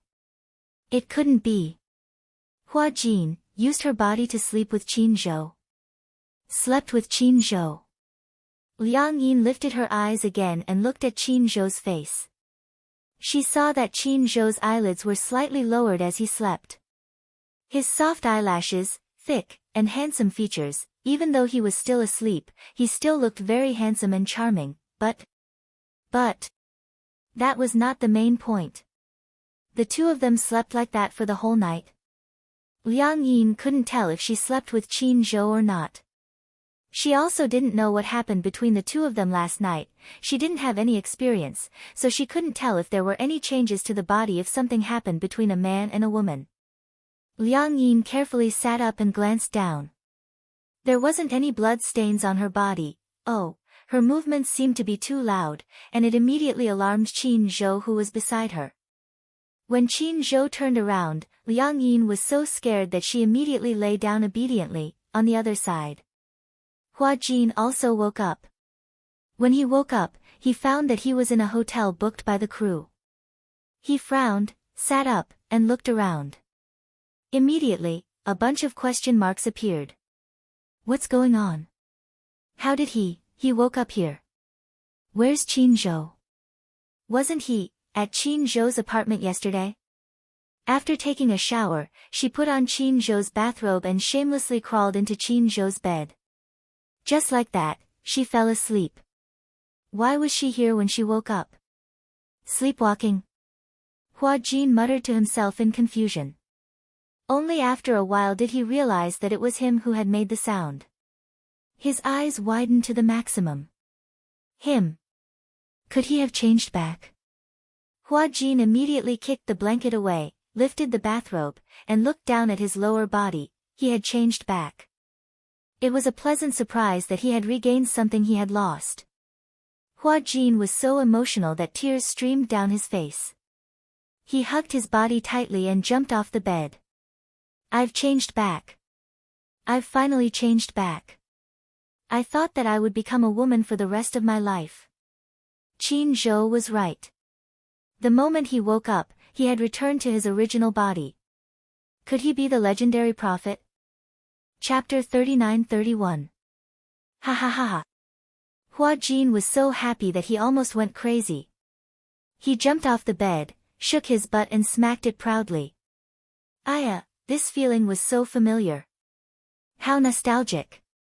Hua Jin rushed to the bathroom until that familiar and handsome face was reflected in the mirror again.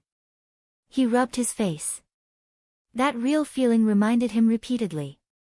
This wasn't a dream. This wasn't a dream. This was real. He was so happy that he cried. Then, Hua Jin touched his body from head to toe. There was a sense of excitement that came from regaining what he had lost. In order to prove once again that this wasn't a dream, Hua Jin gave himself another hard slap. The burning pain made him even more excited. This wasn't a dream. This time, Qin Zhou really hit the mark. Hua Jin happily took a bath and lay down in the bathtub, enjoying a moment of peace and tranquility. He hadn't enjoyed it so much in a long time. This was because ever since he had become Liang Yin had made it clear that he wasn't allowed to take baths. This was because it wasn't hygienic enough for a girl. Hua Jin loved to take baths. Hence, it was inevitable that he would be ordered to take a bath. As a result, he could only stand in the shower. Sometimes, after filming, taking a bath would make him feel more relaxed. At the same time, on the other side, Liang Yin felt that the days were passing like years. Oh, it wasn't the days that felt like years, it was the seconds that felt like years. It was too torturous. She lay upright on the bed with her eyes wide open. She didn't dare to close them for fear that there would be any movement around her. Hence, she just stared at the ceiling and entered a meditative state, not moving at all. She didn't know when Qin Zhou would wake up. Or was she going to sleep for the whole day? Should she get out of bed first, put on her clothes and then leave? As Liang Yin thought this, she mulled over it for a while.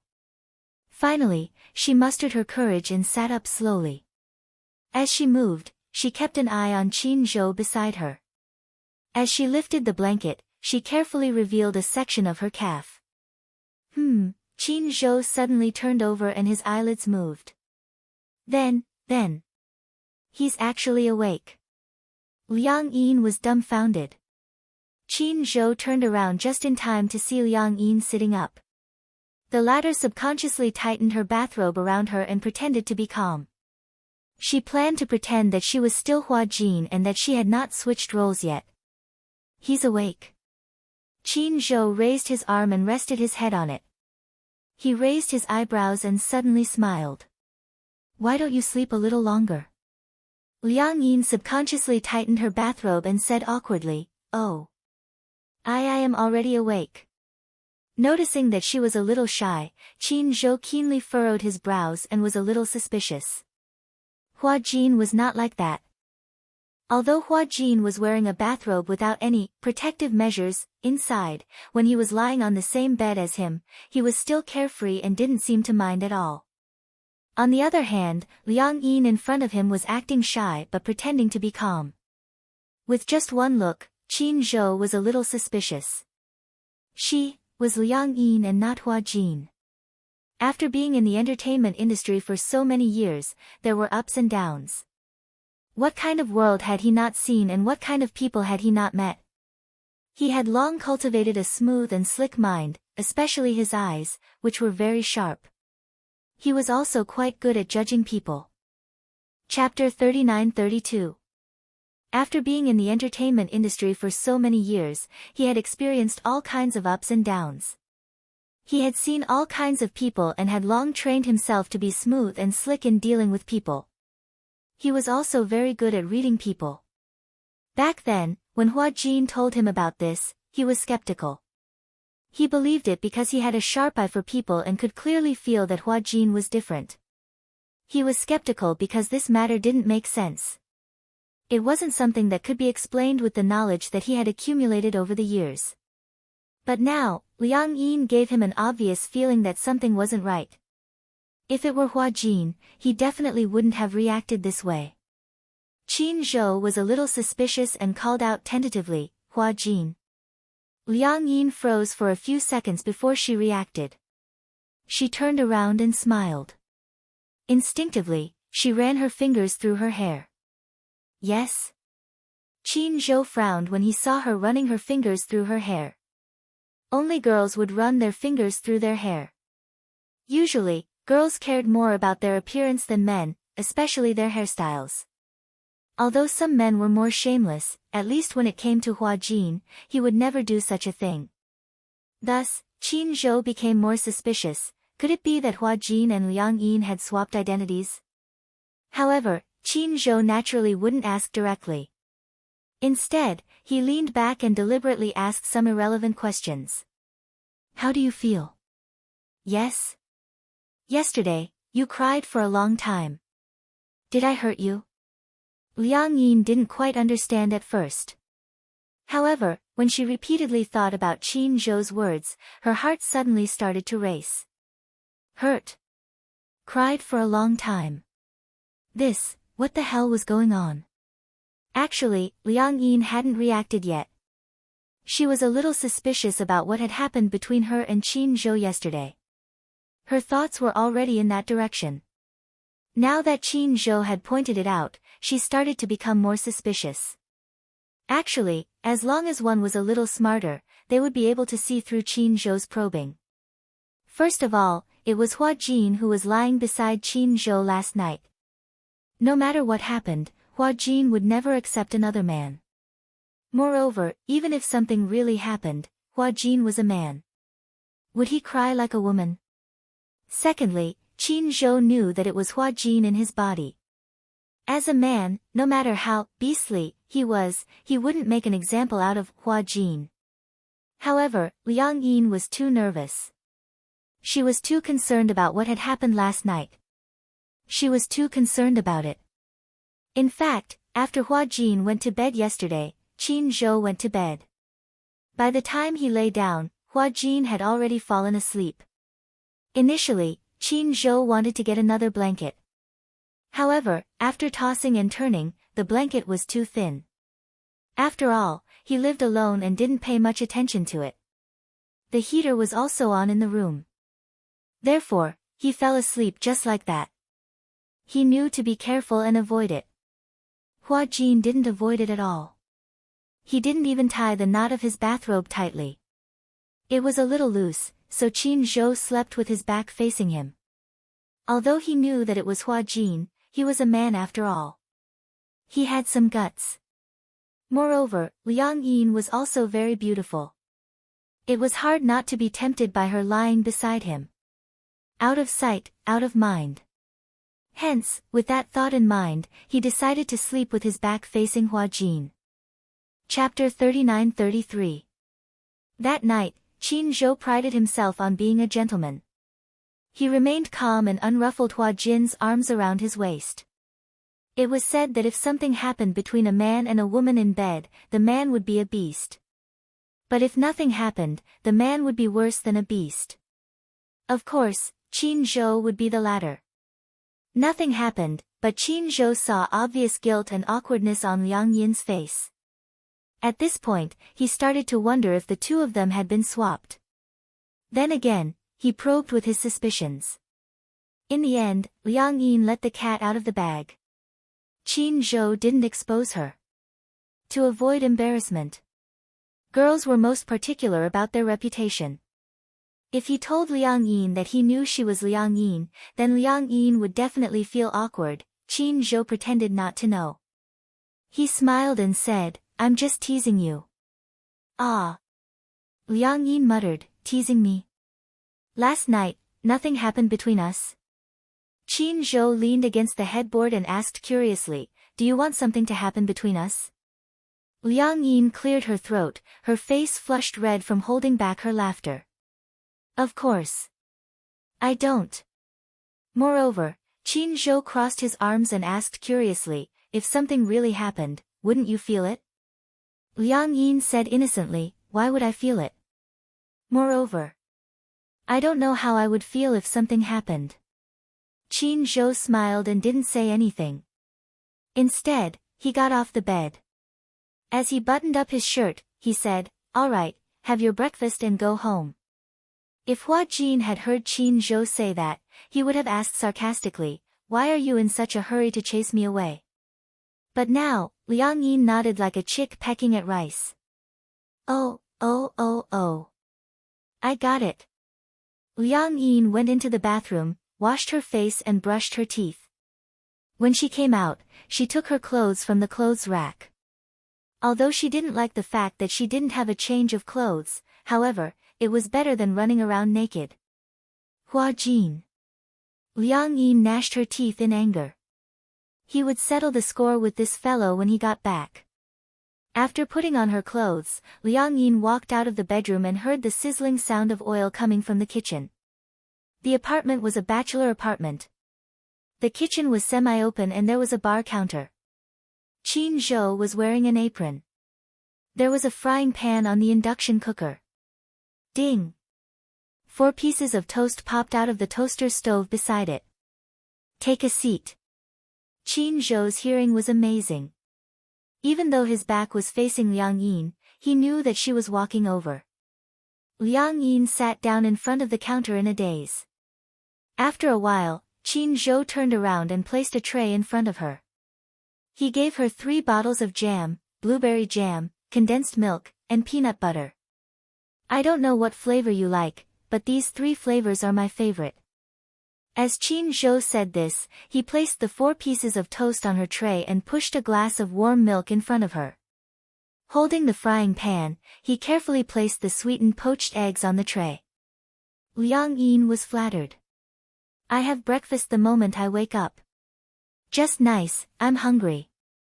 "I have 2 slices of bread, a poached egg, and a bottle of milk every day." Qin Zhou also prepared his portion and sat in front of the counter, facing Liang Yin. "Do you need anything else?" Chapter 39-34.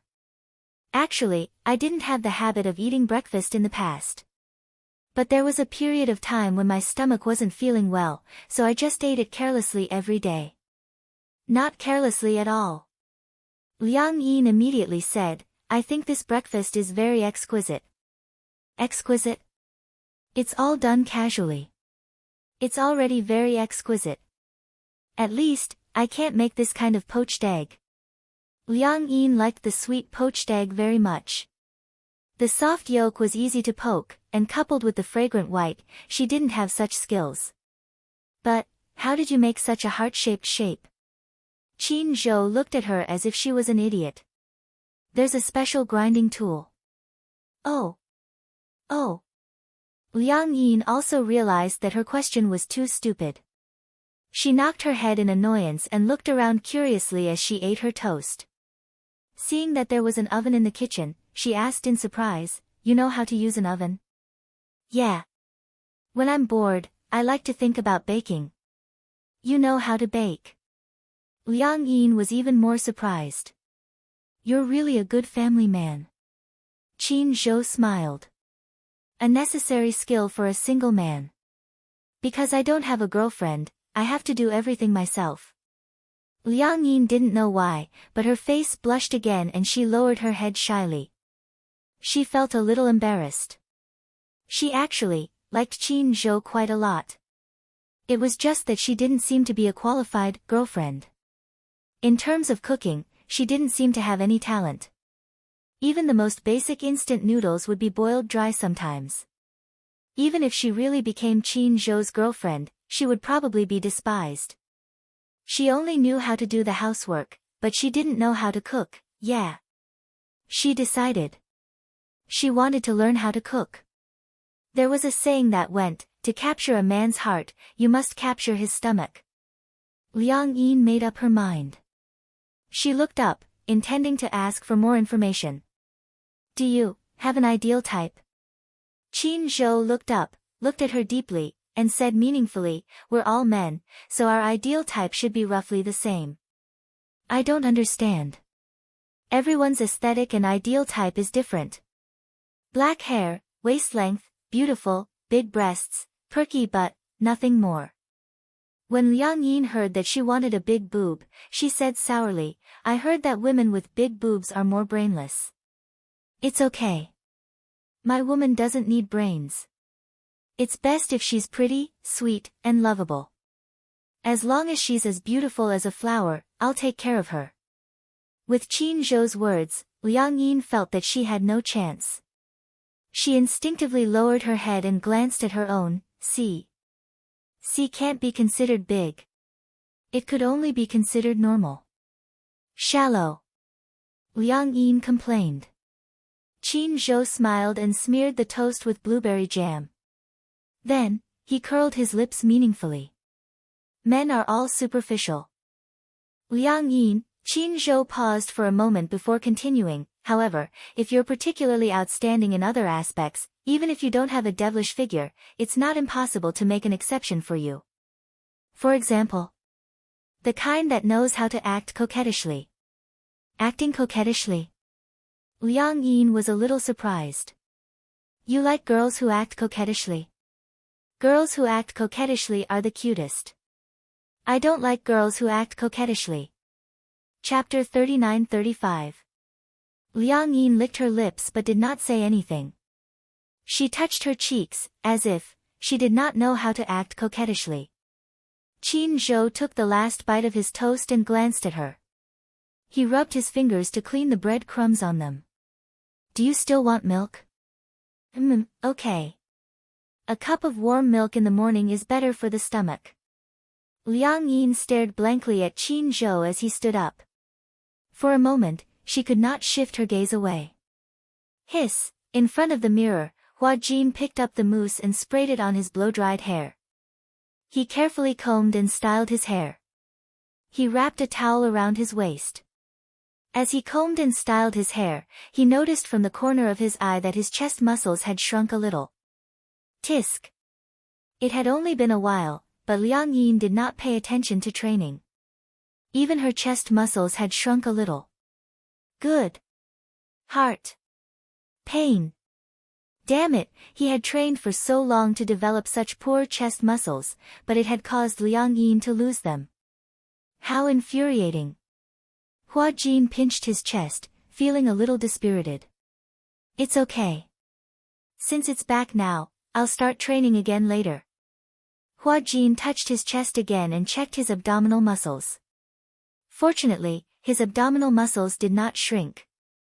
He was extremely lucky. Ding dong. The doorbell rang. Hua Jin poked his head out and looked in the direction of the door. Could it be that Liang Yin had returned? He walked to the door and looked through the peephole. He almost suffocated when he saw who it was. Gong. He had just uttered a word when he covered his mouth tightly. Gong Jie. Why is it him? What is he doing here? Hua Jin leaned on the door again and peeked through the peephole, only to see Gong Jie staring fixedly at the peephole. It was as if the man could see him through the peephole. For a moment, he felt that he had nowhere to hide. He had to pretend that he was not here. Hua Jin turned around and tiptoed back to the living room, pretending that he was not here. Bang! A loud sound was heard. Gong Jie kicked the door hard. Open the door. Hua Jin shuddered violently, and his shoulders shrunk subconsciously. He clenched his fists in grief and indignation. Outside the door, Gong Jie said lazily, Hua Jin, I know you're inside. How did he know? Could it be that he had X-ray vision? Hua Jin turned around suspiciously and bit his lip nervously. This Liang Yin. This pig of a teammate. Did she really confess to Gong Jie? Hua Jin had always felt that Liang Yin must be joking with him. If it was a joke, why did the Gong Jie come to the hotel? Open the door. Gong Jie said again, I'm warning you, my patience is limited. Hua Jin was flustered. He wanted to go back to the living room to get his coat and put it on, but no matter how hard he searched, he could not find where Liang Yin had left it. Gong Jie kicked the door again, looking like he was about to break in. He ran his fingers through his hair, walked to the door, and took a deep breath. Only then did he muster up the courage to open the door. Then, with a smile that he thought was extremely bright and friendly, he looked at the man outside the door. Master Jie. Ah. The brighter Hua Jin's smile was, the darker Gong Jie's face became. Outside the door, Gong Jie looked Hua Jin up and down. He was half naked with a towel wrapped around his waist. His hair was carefully combed, and the smile on his face was as fake as it could be. Chapter 39-36. No. I didn't. Then why did you wake up so late? Hua Jin immediately yawned and pretended to be sleepy. I guess I just woke up. He was halfway through his sentence when Gong Jie narrowed his eyes at his meticulously combed hairstyle. Then, he glanced at the sleepy expression on his face. Gong Jie's thin lips curled up coldly. Obviously, he didn't think that his reason was convincing. Do you know how to sleepwalk? I haven't woken up yet. I've already combed my hair.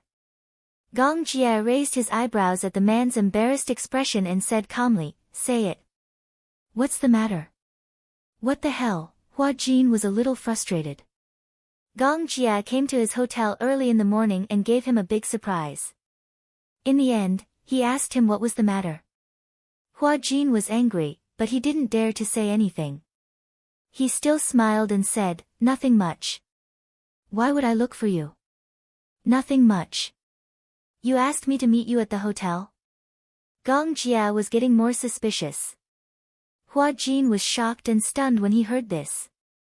What? He asked him to meet him at the hotel? When did this happen? Could it be, Liang Yin asked him to meet her? This guy, Gong Jie had been observing his expression. Initially, he was still wondering if the person who provoked him at the Mu residence yesterday was Hua Jin or Liang Yin. He thought that if it was Hua Jin, he would never dare to tease him. What kind of guts does Hua Jin have to make fun of me? However, Gong Jie was now completely sure that the person who was spouting nonsense at the Mu residence yesterday was Hua Jin. Their identities had been swapped long ago.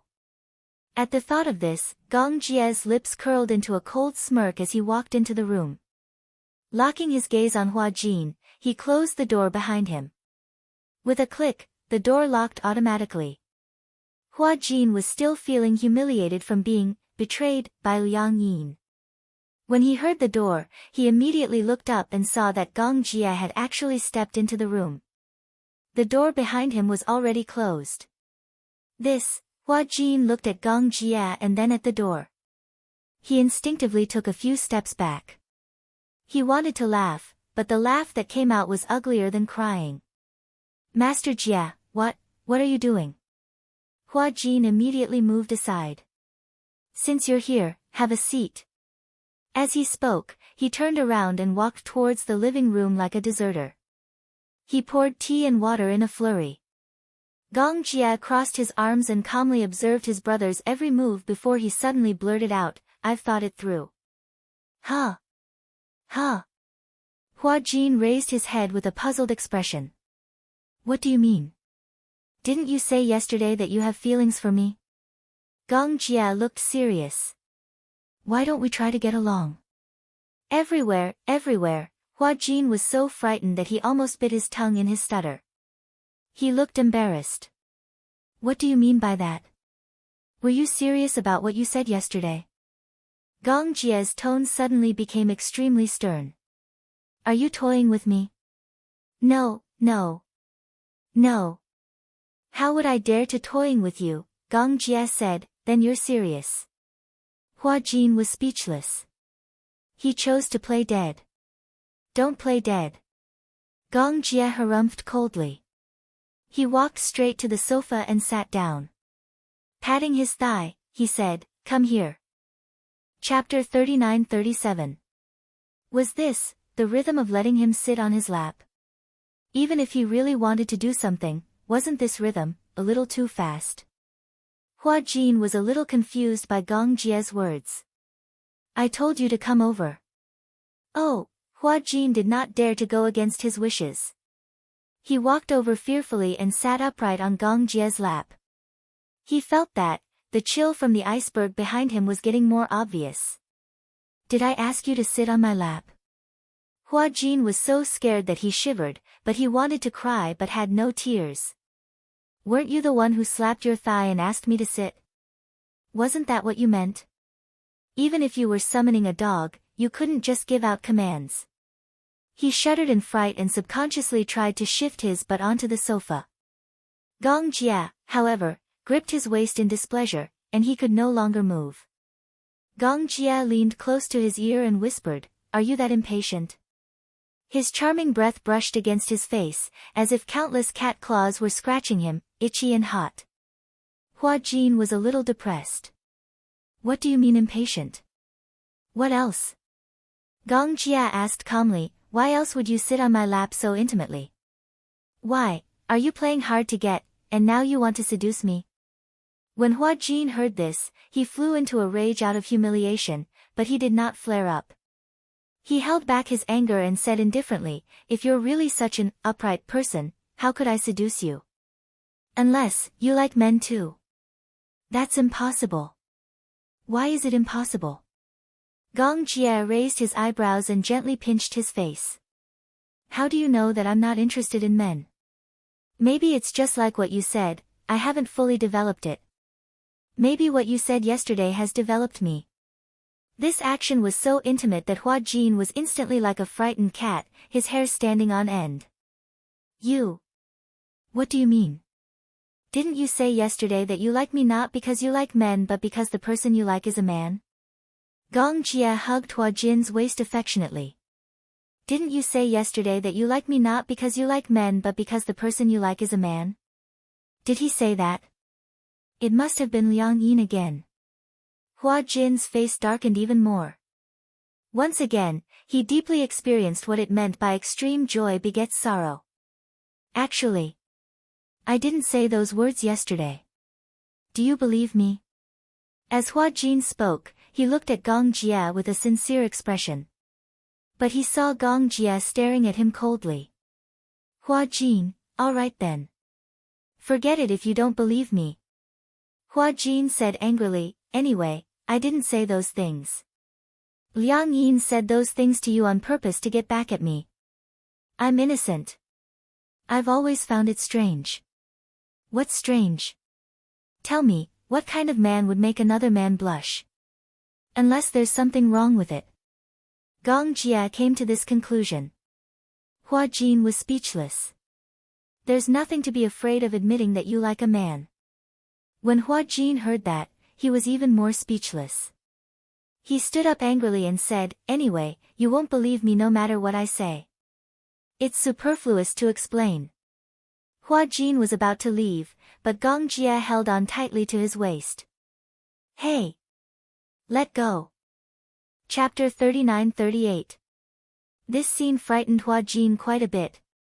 Gong Jie did not put all his weight on him. However, when Hua Jin's gaze fell on his face, it was as if his cold eyes were going to burn through his face. Hua Jin was about to speak when he heard a beep. The door opened. Liang Yin swiped the room card and walked into the living room. However, when she stepped into the living room, she saw the scene on the sofa. She was instantly dumbfounded. What was going on? She was caught off guard and saw such a scene. Hua Jin was also stunned. He did not expect that Liang Yin would come back at this time. She had the room card with her, but she did not expect that Liang Yin would come back at this time. He was stunned for a moment. When he came back to his senses, he immediately became unusually angry. Liang Yin. He yelled at her sternly. Liang Yin instantly felt that things were not going well. In a short period of time, she immediately regained her train of thought. Yesterday at the Mu residence, she had arranged to meet Gong Jie at the hotel. She had said that she had something important to discuss with him. Initially, she had wanted to use this opportunity to intimidate Hua Jin. She did not expect that Gong Jie would really come back. In the end, she did not expect that Gong Jie seemed to take it seriously. Liang Yin shrunk her shoulders and immediately turned around, wanting to escape. Gong Jie turned around and looked at Hua Jin, who was struggling to get up. Liang Yin, you're not allowed to leave. Come back and explain everything to me. Before he could finish his sentence, Liang Yin opened the door and slipped out. She did not forget to close the door behind her. Bang! A loud sound was heard. The door was shut. Hua Jin's face became even more distorted. This Liang Yin was a fraud. A fraud. He wanted to strangle her to death. Gong Jie looked at Hua Jin's reaction and then looked at Liang Yin's guilty look. He was not stupid. Since he was the leader of Hurricane and had outstanding IQ, he naturally figured out what was going on. It seemed that the person who had confessed to him yesterday was really Liang Yin. Maybe this was a prank aimed at Hua Jin. However, even though he had figured out the whole story, he did not show any signs of understanding. Hua Jin looked at Gong Jie and immediately explained seriously, the person who had confessed to you yesterday was really not me. Gong Jie remained silent. His eyes, which were as deep as an ancient pond, were devoid of any ripples. Hua Jin felt a little hopeless. Gong was so smart that he could not figure out what was going on. He had already explained it this way. If he still did not understand, then Hua Jin really did not know how to explain it. Ah, how infuriating! Gong Jie smirked and lowered his head. The tip of his nose was almost touching Hua Jin's nose. The distance between the two of them was closer than ever. He even felt that the air he breathed in was coming from between his lips and the tip of his nose. I'll let you off this time. Gong Jie let go of him and sat up slowly. Hua Jin saw him get up and did not dare to let his guard down. He stood up warily and looked very guarded.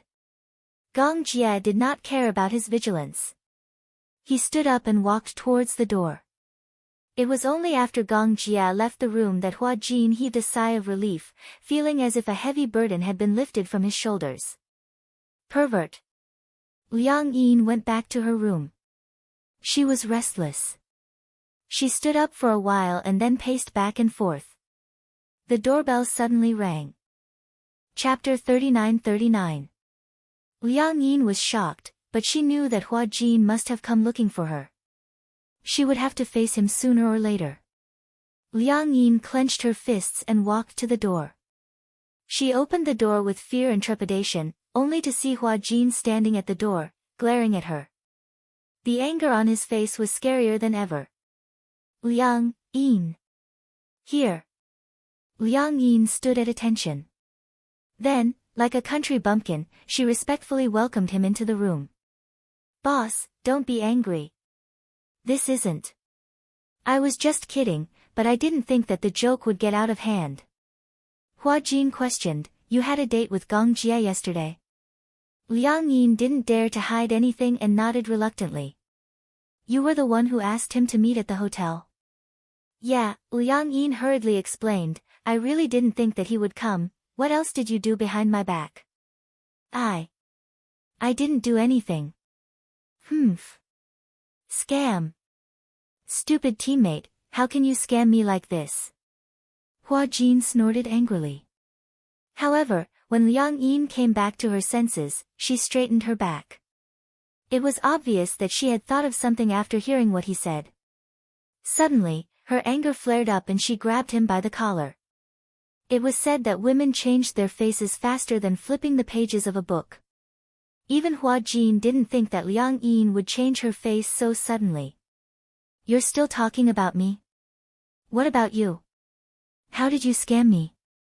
Where did you go last night? When Hua Jin heard this, he understood what was going on. He turned his face away guiltily and didn't want to look at him anymore. I was just joking, and it didn't cause you any harm. What about you? You actually went to Qin Zhou's place last night? Hua Jin retorted stubbornly, is there a problem? He didn't think that there was a problem. Men's brain circuits were usually bigger, but women were more sensitive and delicate. Hua Jin didn't think there was anything wrong with sleeping in the same bed as Qin Zhou. He even asked, how does it feel to wake up with your idol? What do you mean? Give me back my reputation. Hua Jin argued, it's just sleeping in the same bed. What's wrong with that? How is it a matter of reputation? Liang Yin sneered, ha. What was the problem? How did you guys sleep last night? Just like in the past. Hua Jin replied in all seriousness. After I took a shower, I slept at his place. Ha! Not only that, right? You even shared a bed with him. If it weren't for the two of us swapping places today, I wouldn't even know that you're ruining my body like this. Liang Yin was obviously very angry. Hua Jin, on the other hand, was full of righteousness. How is this a waste? I haven't been in a relationship yet, and I'm randomly sharing a bed with a man. Don't you think it's ridiculous? What do you mean by ridiculous? Hua Jin harumphed and purposely teased, don't you have a crush on him? Aren't I creating an opportunity for you guys? Ha! Liang Yin was even angrier when she heard this. She was so angry that she laughed, is this how you create opportunities? Your so-called opportunity is to create an opportunity to share a bed. Also, you're only wearing a bathrobe. Because I didn't bring a change of clothes. But you can't sleep with him. Chapter 39-40. What's done can't be undone. Liang Yin was completely horrified. This Hua Jin actually dared to have such an idea. Oh, I see. Then you're really doing it for my own good. Then why didn't you and Gong Jie do it? Pounce on him. Speaking of which, when I opened the door just now, I found you and Gong Jie on the bed. Did I interrupt your progress? It would have been better if she hadn't mentioned this. The moment she did, Hua Jin was instantly enraged. You still dare to talk about it? Let me ask you, why did you ask Gong Jie out at the hotel? What's your motive? Liang Yin cleared her throat and then imitated Hua Jin's teasing tone. She said lightly, what's done can't be undone. What's done can't be undone. Hua Jin reached out his finger and poked her forehead angrily. What's done can only be done between men and women. Do you know that you're pushing me into a sea of fire? Why would I harm you? Liang Yin pretended to be kind and said, no way, I see that you like him. How can you tell that I like him? If you don't like him, Liang Yin paused and raised her eyebrows. Then why do you look shy? Shy? How can you tell that I'm shy? You can't hide your shy expression. Hua Jin, if you really don't like him, you wouldn't have such an attitude. You're so timid. Even if you like a man, there's nothing wrong with that, right? Liang Yin's words undoubtedly stunned Hua Jin. He was still stubborn. I don't have any feelings for him at all. That's just what you think. Liang Yin asked again, you haven't made it clear. Did anything happen between you and Qin Zhou yesterday? Hua Jin was still immersed in his messy thoughts. Hearing Liang Yin's question, she asked impatiently, it doesn't matter whether it happened or not. Don't you know? How would I know what happened last night? I don't have any experience. Is your first time still there? Hua Jin suddenly asked. Even though Liang Yin and Hua Jin were no longer in a normal relationship, she still felt a little uncomfortable being questioned like this. She blushed and said, I haven't had a boyfriend yet. What do you think? You haven't had a boyfriend yet? Because my ideal type is Tang Yu. And now? Hua Jin teased, is he still your ideal type? No. A look of disgust appeared on Liang Yin's face. I must have been blind to fall in love with such an idol. If a girl doesn't have it for the first time, it will be very painful. How did you know? Hua Jin looked at her as if she was an idiot. Liang Yin blushed and didn't ask any more. But she vaguely remembered that Qin Zhou had asked her a question. Did I hurt you last night? This sentence had a deep meaning behind it. Liang Yin was still a little doubtful. Are you sure nothing happened last night? I'm sure. Hua Jin said seriously, come on, I'm a man of principles. Do you think I'll play pranks on other people's bodies? You only wore a bathrobe and nothing underneath to sleep on the same bed with Qin Zhou. That's quite unprincipled, Hua Jin retorted, who told you to provoke me first? Chapter 39-41. Hua Jin said angrily, at the end of the day, you shouldn't have used my body to provoke the Gong Jie. Did you ask for my opinion when you did that? Since you didn't ask for my opinion when you played a prank, why couldn't I? Just because you're a girl, does that give you special privileges? People should learn to put themselves in other people's shoes, what should be done and what shouldn't be done. Since you said that two people should be responsible for each other, then did you do it? Liang Yin was speechless. Initially, she hadn't taken this matter to heart. However, after Hua Jin's reminder, she suddenly realized that she had indeed gone overboard with what she had done. I'm sorry, Liang Yin immediately apologized. I didn't think that you would mind so much. Anyone would mind. Hua Jin continued, yesterday, nothing happened between Qin Zhou and me, I only tried to sound him out.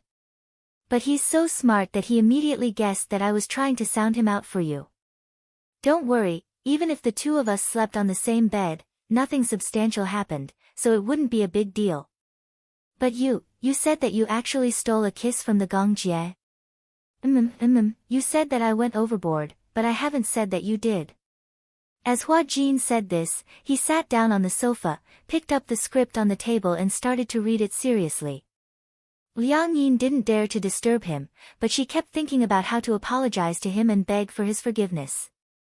Hence, she stayed in the room and refused to leave. Hua Jin didn't bother her and let her stay on the sofa. He hadn't memorized the script before, but since he had switched back, he had to memorize the script properly since they were going to shoot tomorrow. Unknowingly, it was already noon. Hua Jin finished memorizing a few pages of lines. When he lifted his head to stretch his body, he realized that Liang Yin was curled up on the sofa and had already fallen asleep. He walked over and gave her a gentle nudge. Liang Yin woke up instantly and sat up. She saw Hua Jin standing in front of her with no expression on his face. Did you not sleep well last night?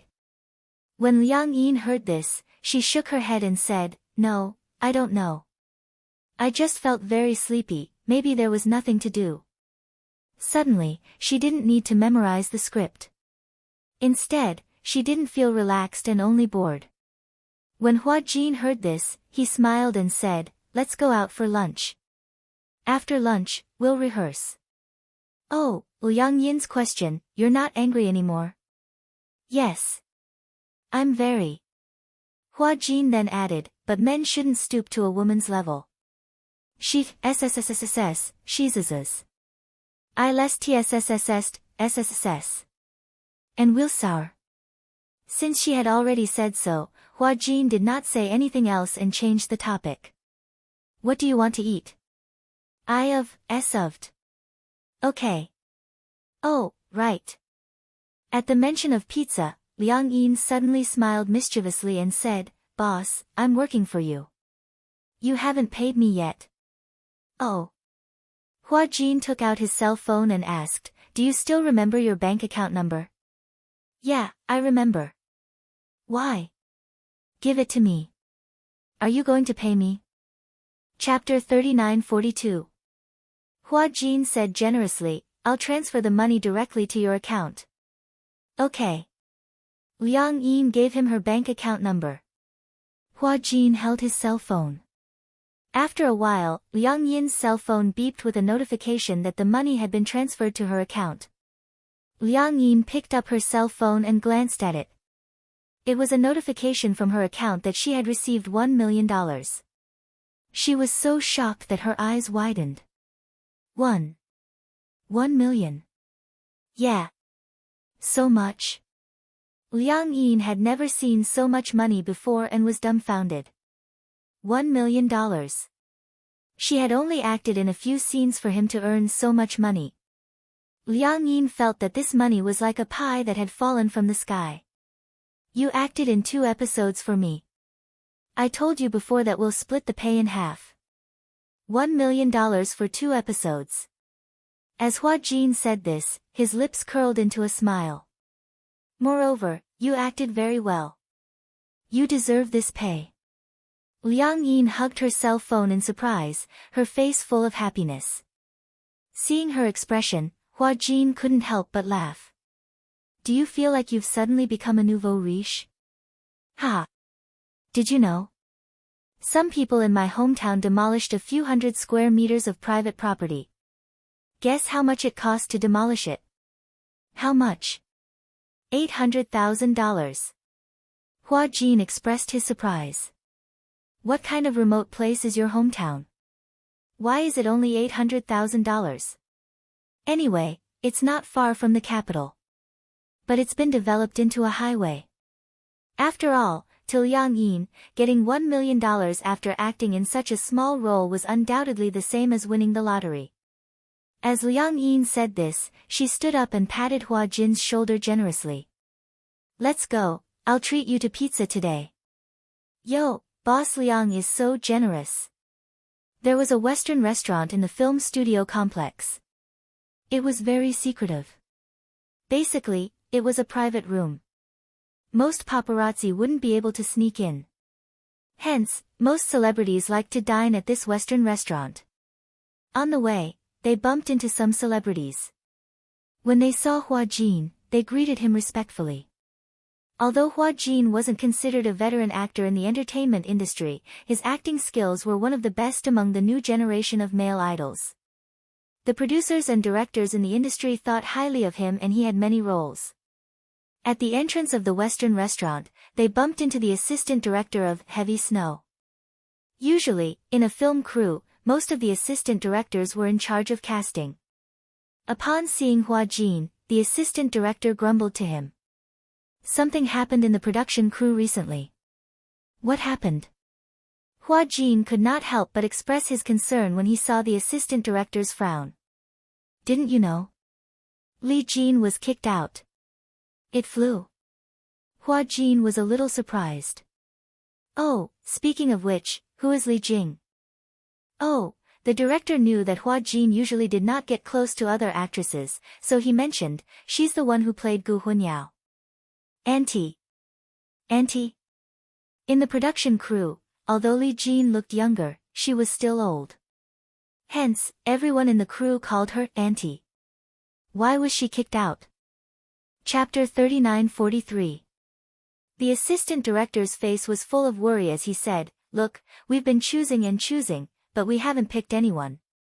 Liang Yin stood at the side, bored to death. She was sizing up the people coming and going. On average, 1 out of 5 people was a big star. She watched them with great interest. Usually, she wouldn't have such an opportunity to be in close contact with these big stars. She would only catch a few glances on TV. At the film studio, any one of them would be a star. Liang Yin was already used to it. It wasn't like her first day on set, when she was surrounded by big stars and felt a little uneasy. Now, she had a normal attitude towards stars. She felt that these stars were good at acting and were pretty, but they were actually no different from ordinary people. Especially after spending so much time with Hua Jin, she felt that stars were also ordinary people. It was just entertainment that gave them the halo of idols. Hua Jin chatted with the assistant director for a while, then he turned around and called out to Liang Yin, "Liang Yin. Go in." Liang Yin turned around, nodded, and walked towards Hua Jin. Seeing Liang Yin beside Hua Jin, the assistant director's eyes lit up. "Hua Jin, who is this?" "Oh," Hua Jin introduced her, "my assistant." "Are all your assistants so pretty? I don't remember you being this assistant before." "Are you talking about Xiaoqi?" Hua Jin got angry at the mention of Xiaoqi. Xiaoqi was currently doing advanced training at the company's headquarters. When she came back, he would find a chance to get rid of her. He was a very vengeful person. Especially after seeing Xiaoqi's ugly face, he was secretly certain that when he had the chance, he would get rid of her. The assistant director, on the other hand, was sizing up Liang Yin seriously. His gaze was full of admiration, and he praised her from time to time. "Your assistant looks quite like a star." "What's her name?" Liang Yin smiled and introduced herself naturally, "Liang Yin." "Liang Yin. That's a good name." As the assistant director spoke, he smiled and asked Liang Yin, "Do you want to come for the audition? Now, there's an empty role in the production team, and we're worried that we can't find a suitable candidate." Liang Yin was a little surprised. She did not expect to be invited to an audition. When Hua Jin heard this, he was also a little surprised. However, he had originally thought that since there was an opportunity, he might as well let Liang Yin have a try. After all, her image was not bad and her acting skills were also very good. He belonged to the gifted type. He originally wanted to wait until dinner to ask for Liang Yin's opinion. But, he did not expect that the assistant director would choose Liang Yin at first glance and invite her. Hua Jin also felt that Liang Yin could give it a try. "Are you willing?" As she was Hua Jin's assistant, the assistant director's attitude was more polite. Liang Yin glanced at Hua Jin, as if asking for his opinion. Hua Jin immediately said, "If you're willing, you can give it a try." "Okay." Liang Yin smiled and said, "It's my honor." "That's good." The assistant director nodded and said, "Tomorrow afternoon, you will follow Hua Jin to the set and recite a few lines. If Director Gu sees it and says it's okay, then you'll pass." As the role of the female lead was not very important, the basic knowledge of lines and acting skills were not particularly demanding. It mainly depended on one's state and looks. Chapter 39-44. The assistant director still had something to do. He said goodbye to Hua Jin and left in a hurry. Liang Yin watched as the assistant director left. She turned around and glanced at Hua Jin. She was obviously a little conflicted. "Audition. I didn't expect to receive an audition invitation." Hua Jin smiled and pushed the door open. As he walked towards the private room, he said, "Do you like acting? I didn't like it before, but after interacting with it, I find it interesting." When Hua Jin heard this, his lips curled into a smile. "Filming isn't that easy. In your eyes, you might think that acting is just about having a lot of money, a lot of fans, limitless glory, and everyone knows your name. But in reality, acting is not that simple. You might be slandered, spread rumors, or even be subjected to online violence. When people scold you, you can't talk back. Why?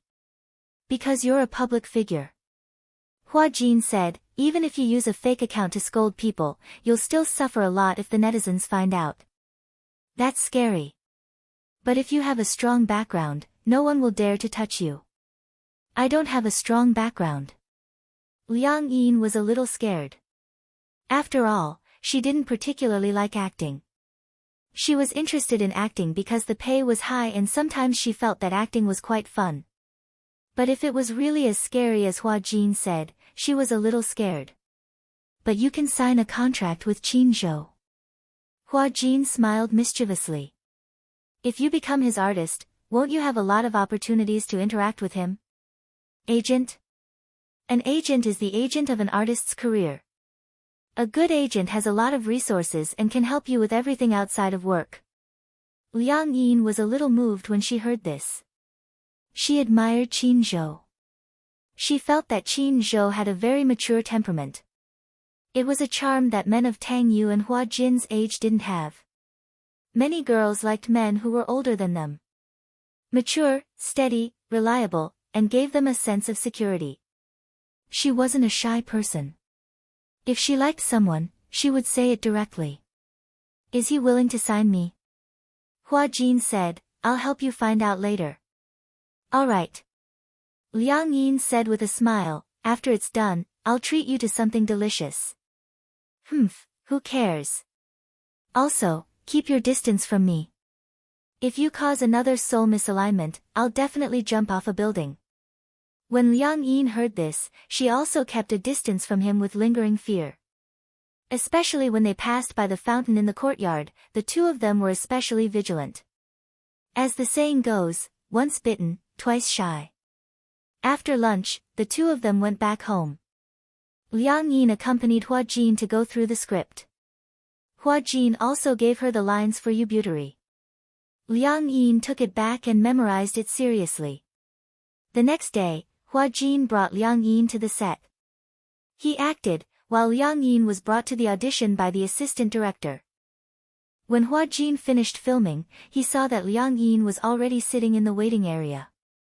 However, her expression was a little strange. It was indescribably strange. He walked over and asked her, how was the audition? It was okay. Okay. This word seemed a little ambiguous. Liang Yin's expression was obviously not right.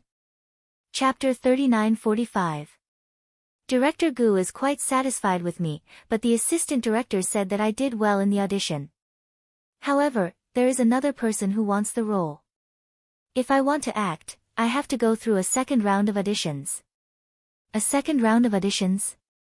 When Hua Jin heard this, he didn't think much of it. Usually, there is only one round of auditions. Why would there be a second round? Is the assistant director trying to take advantage of you? Take advantage of me? Hua Jin nodded and said, yes.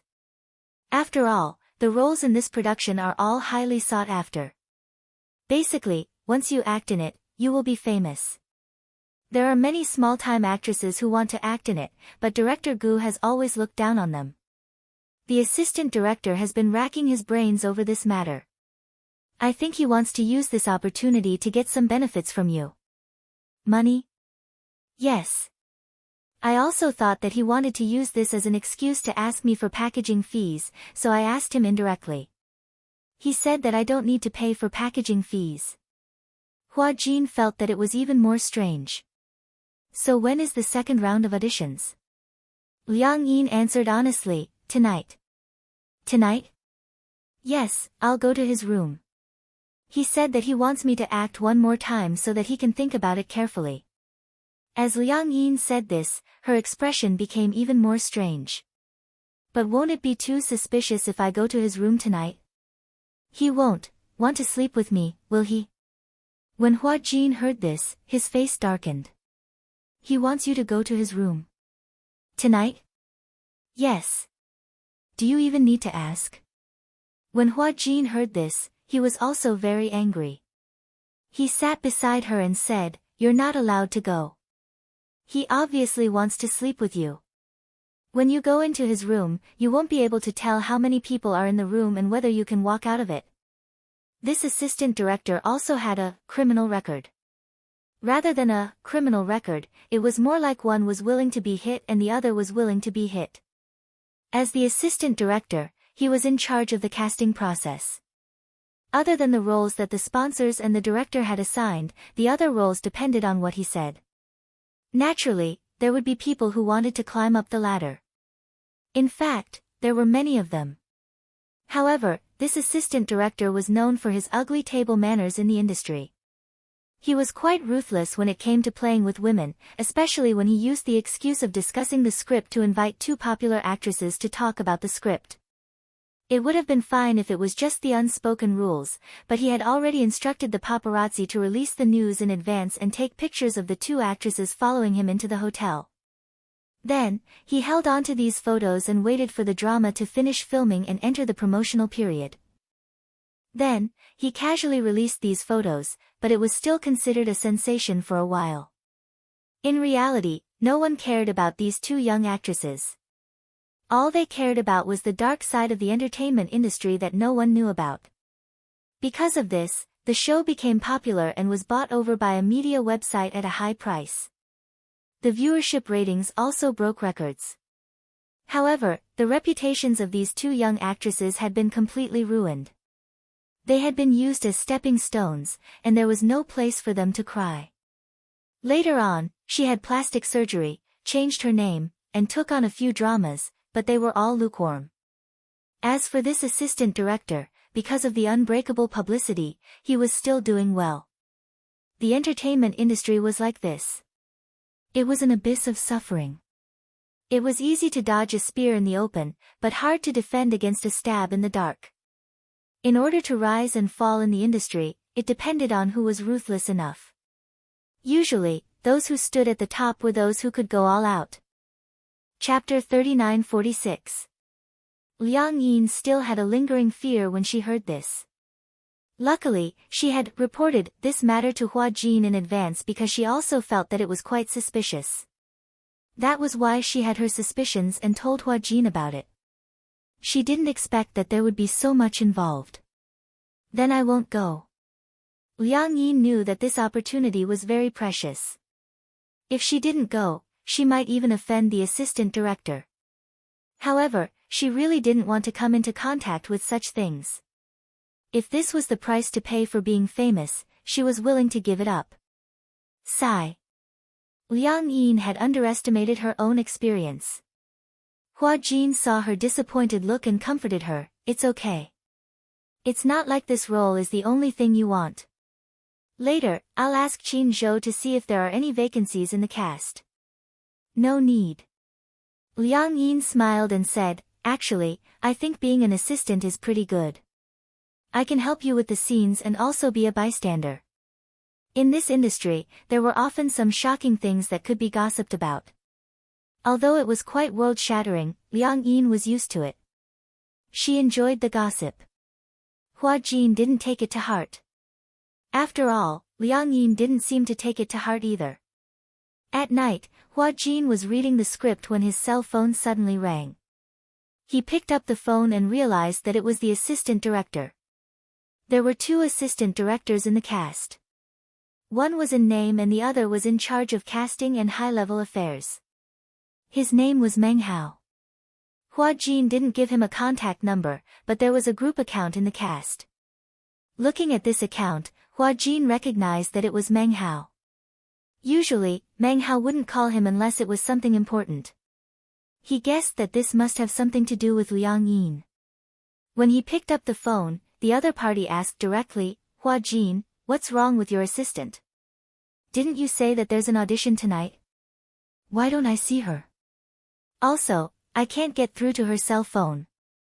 Director Mong, I've heard about what happened today. I was the one who told Liang Yin not to go. Liang Yin is innocent. You can fool her, but can you fool me? Do you think I don't know what you're planning? In this industry, if you want to be in a film, you have to go all out. But, Liang Yin is my assistant. Even if you want to give me face, you shouldn't do this." "That's fine, but you actually came to me to ask for him?" There was a deathly silence on the other side. After a long time, Meng Hao smiled. He naturally expected that Liang Yin must have told Hua Jin about this matter, so he didn't avoid it. After all, she was just an assistant. She expected that Hua Jin would at most turn a blind eye to it and not care about it. Meng Hao had taken a liking to Liang Yin. With Liang Yin's looks, it was definitely rare to see someone like her in the entertainment industry. Many celebrities in the entertainment industry had their looks altered, but they often looked like the product of an abortion line. This included the newcomers, who had undergone plastic surgery to look like popular actresses. Yun Shishir, who had been popular for a while, had such a pure and innocent face. She was already a little tired of looking at all these faces. There weren't many natural beauties like Liang Yin. She was definitely a treasure. The more Meng Hao looked at her, the more he liked her. Aya, this is an inevitable process. You should know. Who doesn't come here at this time? If you can't even accept this, how can you stay in the entertainment industry? Chapter 39-47. When he said this, Meng Hao was immediately displeased. Even his tone became lukewarm. Hua Jin, you're not ordinary now. You're famous. Don't forget how you got to where you are in the past. You're looking down on the unspoken rules. Don't you think that your unbearable past is a stain that you can never erase? Do you think that the past doesn't matter now that you're famous? Ha! Hua Jin is just an assistant. Do you have to be so protective of her? When Hua Jin heard this, his face turned pale. Then, he retorted, Director Meng, let's talk about the facts. If you want to use the unspoken rules on my assistant, then let's talk about it openly. I can't say anything if a man and a woman are willing. But don't you think that's too disgusting to deceive her? Perhaps it was this word that enraged Meng Hao. My mother doesn't even think that you're disgusting. Who knows what kind of person your assistant is? She pretends not to know. But since she wants to be in this industry, don't she know how complicated it is? Why are you pretending to be innocent? Don't act anymore. Get out of here. When Hua Jin heard this, he was completely enraged. If it weren't for people like you who break the rules of the industry, would actors like to be used by the unspoken rules? When one entered this industry, there were too many things that were beyond one's control. There were different levels of actors and actresses, and gradually, there was a foul atmosphere. It was these directors and capitalists who condoned this atmosphere that made many people willing to use the unspoken rules to get to where they were. As for those who truly had strength and principles, they were buried. Ha, don't make it sound so nice. Aren't people like you just chasing after fame and fortune? Isn't that what you want? You're still pretending to be obedient after getting benefits? What a pompous statement. Alright, that's enough. Meng Hao interrupted him impatiently. Haha, people like you are at the bottom of this industry. People like you deserve to please us. Ha, no matter how glorious you are, you'll be under us for the rest of your life. With that, the phone was hung up harshly. Hua Jin stood by the floor-to-ceiling window, holding his phone. He was so angry that he was trembling. Damn it. People like you, no matter how glorious you are, will be suppressed by us for the rest of your lives. These words were like a stab to his heart. Hua Jin clenched his fists. The old scars in his heart were ruthlessly torn open. Even the scabs and skin were badly mangled. Hua Jin, Liang Yin's weak voice suddenly came from behind. Hua Jin didn't dare to turn around and let her see him in such a sorry state. Liang Yin was just about to return the script when she heard Hua Jin arguing with someone through the door. Worried, she swiped the room card and heard Hua Jin and Meng Hao arguing. She felt especially upset when she heard that. She didn't know why, but when she looked at Hua Jin's lonely back, she actually felt an incomparable heartache. She walked over gently and held his shoulder carefully. Hua Jin, are you okay? Hua Jin shook his head and said, I'm fine. Liang Yin looked at him quietly, feeling a little upset.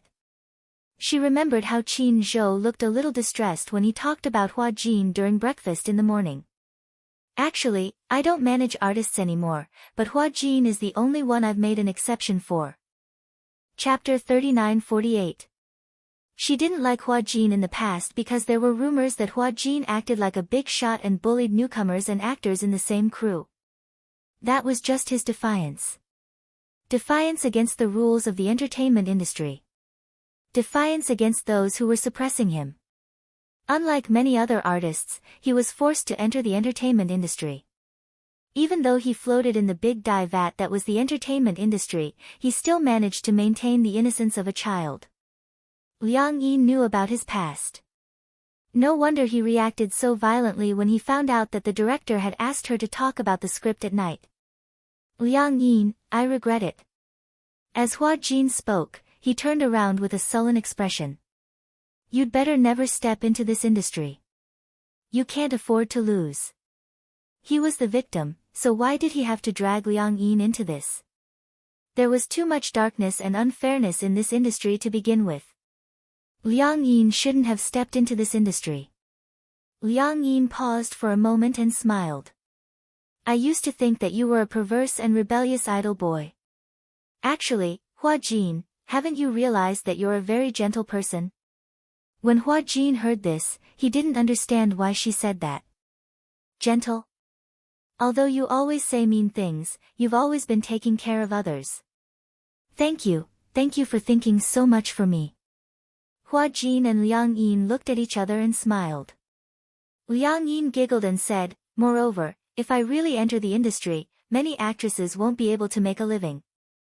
Hua Jin couldn't help but retort, what do you mean by that?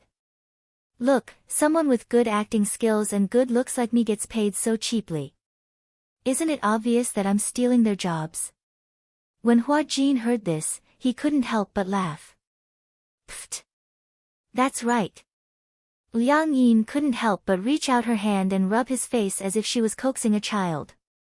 Aya, why are you so cute when you laugh? Hua Jin was angry and amused at the same time. He slapped her hand away. Stop fooling around. I'm serious. Liang Yin pouted. You should smile more. Hua Jin curled his lips into a half-smile and raised his hand to pinch her cheek. The next day, Liang Yin had something to do and was not in the hotel. Hua Jin was filming and coincidentally bumped into the assistant director. Speaking of which, it was rather strange. Last night, Meng Hao and Hua Jin had gotten into a huge argument over the phone. When they met in front of Director Gu, Meng Hao smiled cheekily at Hua Jin. However, Hua Jin did not give him much face and rolled his eyes at him. When Meng Hao saw this, he was furious, but he had no choice but to swallow his anger. Just as Meng Hao was about to take advantage of the time Hua Jin finished filming to have a talk with him, Qin Zhou unexpectedly came to visit. It was rare for Qin Zhou to visit. For the first time, she came to visit him at work, catching Hua Jin off guard. Why are you here? Qin Zhou didn't know why he had come to visit. He just wanted to come for no reason. He did not answer Hua Jin's question directly. Instead, he sat in the waiting area like a big boss. Hua Jin immediately served the big boss tea. Big boss Qin spoke. I don't think I've come to visit you since you started filming. So, since I'm free today, I'm here to see you, lest you look like an orphan. Hua Jin was speechless. Qin Zhou suddenly thought of something.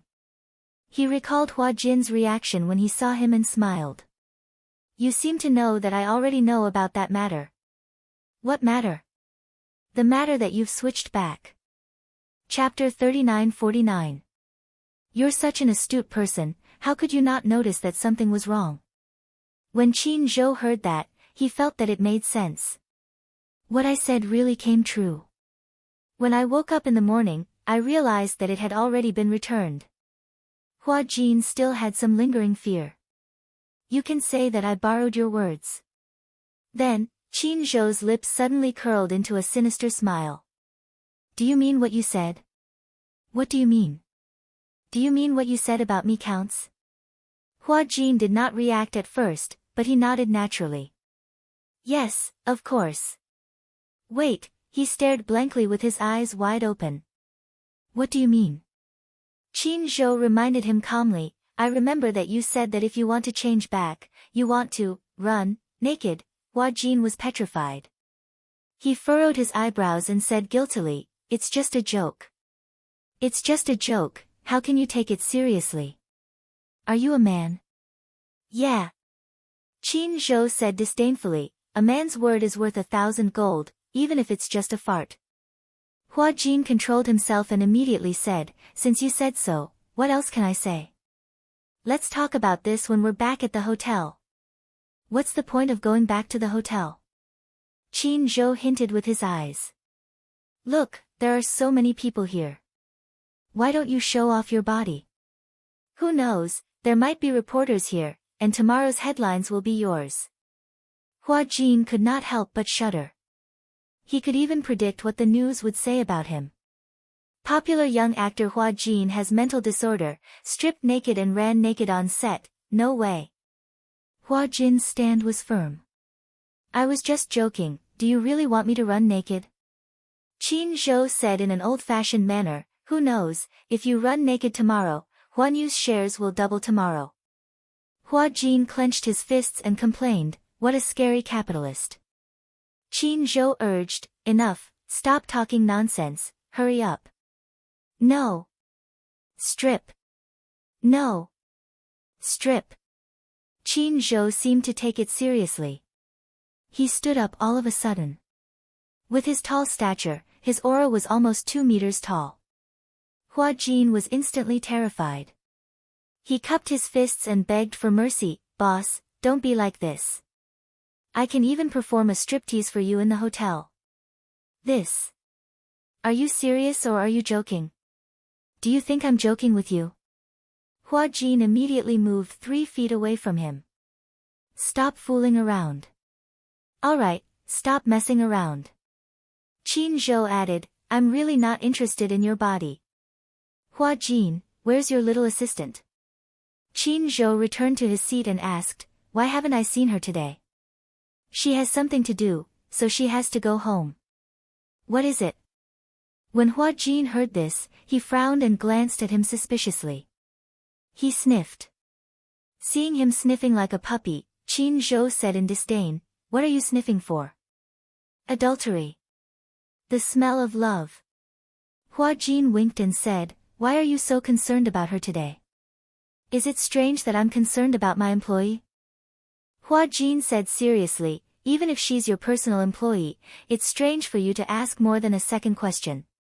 Qin Zhou, don't tell me you're interested in her. Without waiting for Qin Zhou to speak, Hua Jin justified himself, that's true. After all, we share the same bed. Strictly speaking, it's also a short-lived marriage. Chapter 3950. Yesterday, Meng Hao invited Liang Yin for an audition. After the audition, Director Gu was quite satisfied. Meng Hao. Qin Zhou recognized the name. Meng Hao's table manners are notoriously ugly in this circle. Why did Liang Yin want to audition? Does she want to act? She seems to be interested in acting. Qin Zhou thought about it. Since she passed the audition and Director Gu was very satisfied, what's next? Hua Jin said, Meng Hao invited her to a hotel tonight to talk about the luminous script. Luminous script. When Qin Zhou heard this, his eyebrows furrowed. This word had a deep meaning in the industry. There were often directors and producers who used the excuse of talking about the script to invite new actors or celebrities who wanted to act. They would go to the hotel under the guise of talking about the script and do inappropriate things. Of course, this did not only happen to male directors. Some older artists with more experience and resources were not limited to men and women. The object of this unspoken rule was also not limited to men and women. Especially many male directors, men and women had different tastes.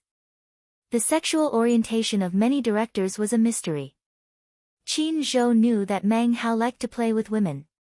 Sometimes, he would also play with some of the new young men. It was quite disgusting. Qin Zhou had been in the industry for so many years, and countless women had been sent to his door.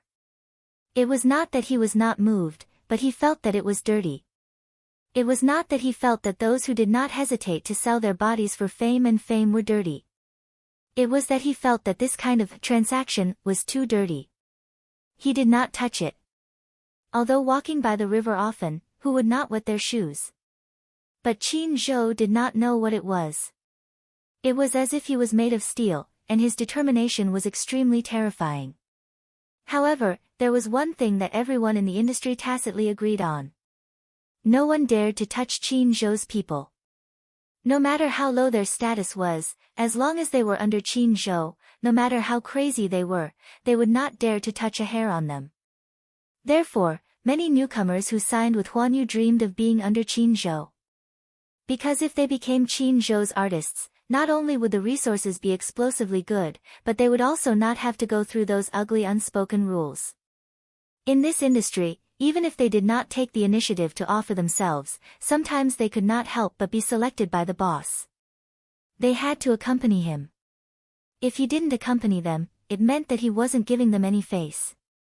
If it was light, they would withdraw their cooperation. If it was heavy, they would be banned from the internet. But Qin Zhou had the confidence and ability to do so. No one dared to do anything to his artists.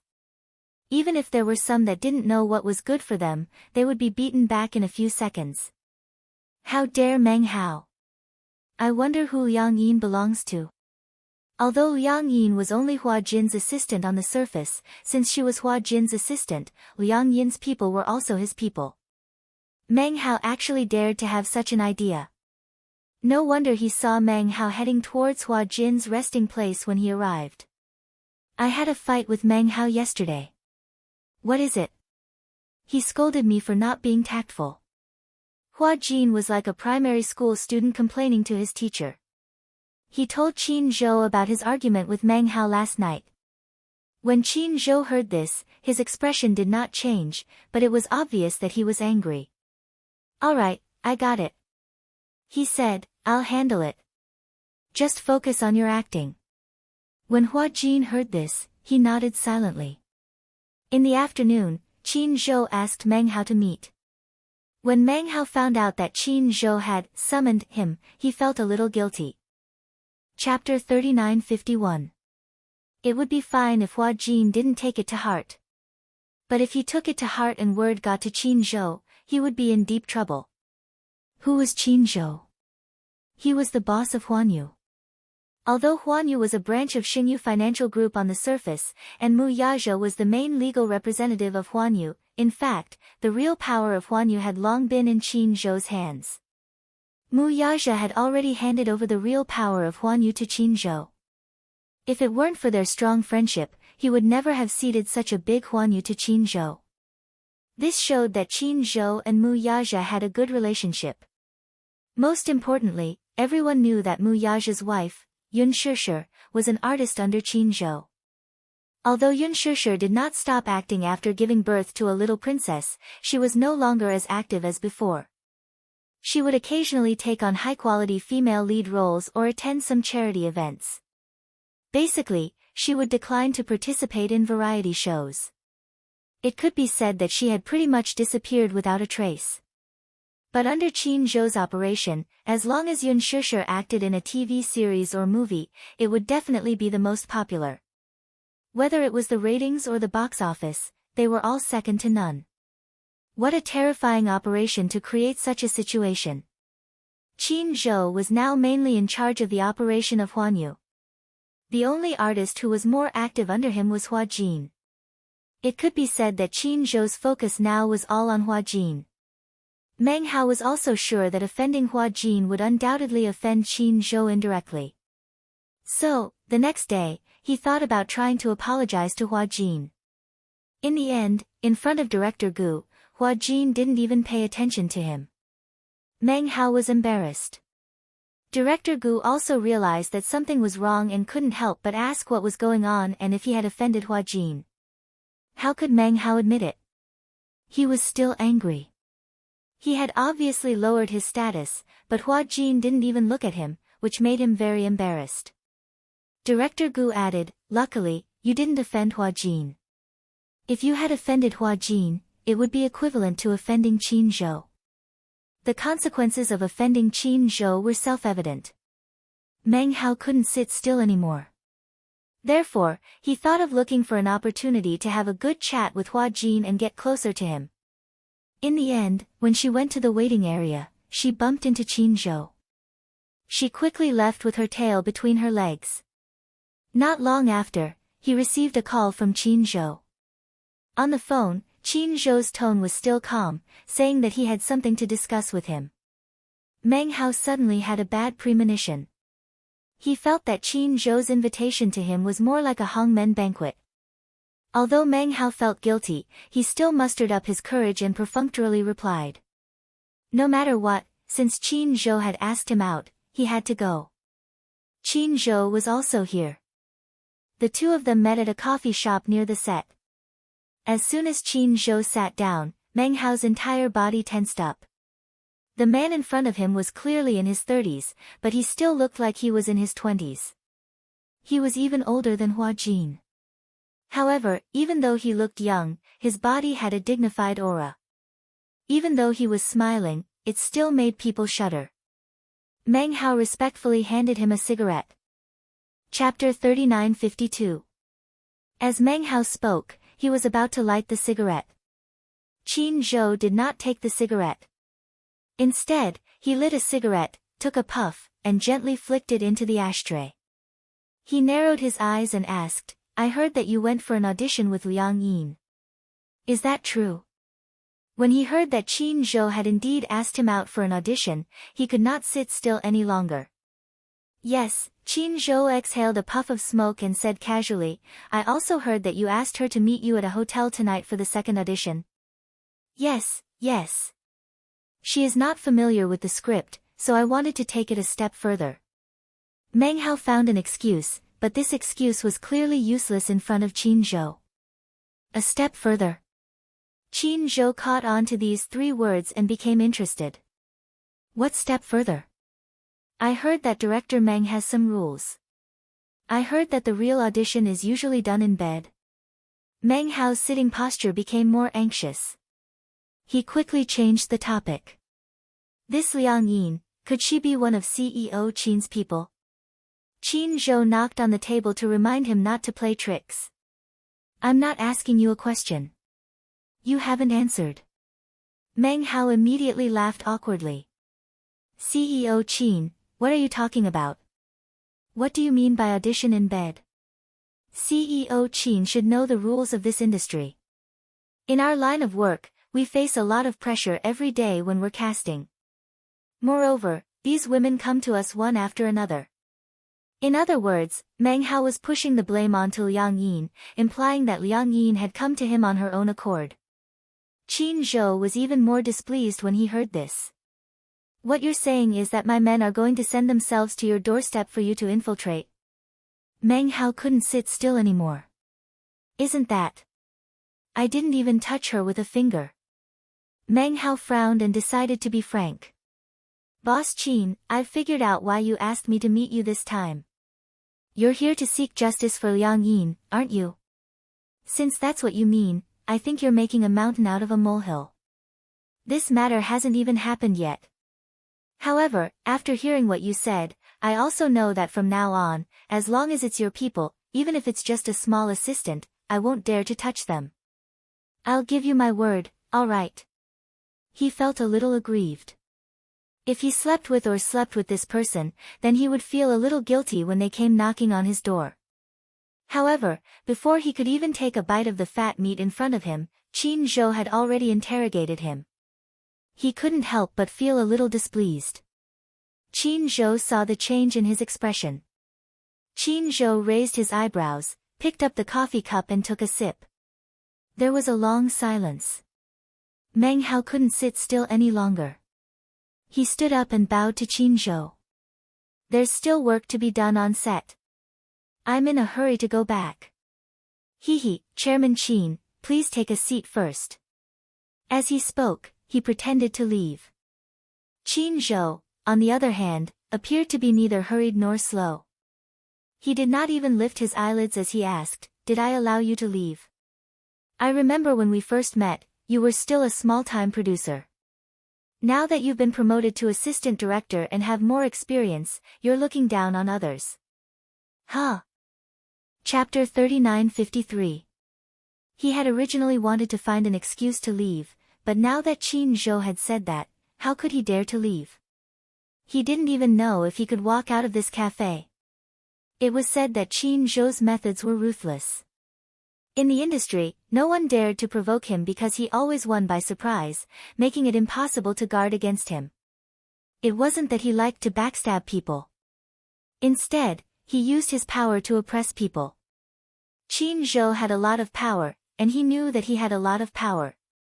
Hence, he used it to oppress people. He was a person who hated trouble. If he could solve it with power, he didn't want to waste his energy. Meng Hao didn't know what Qin Zhou's motive was, so he decided to lay his cards on the table. CEO Qin, may I ask what you mean by this? Why don't you tell me directly? If I can compensate you, I will do my best to do so.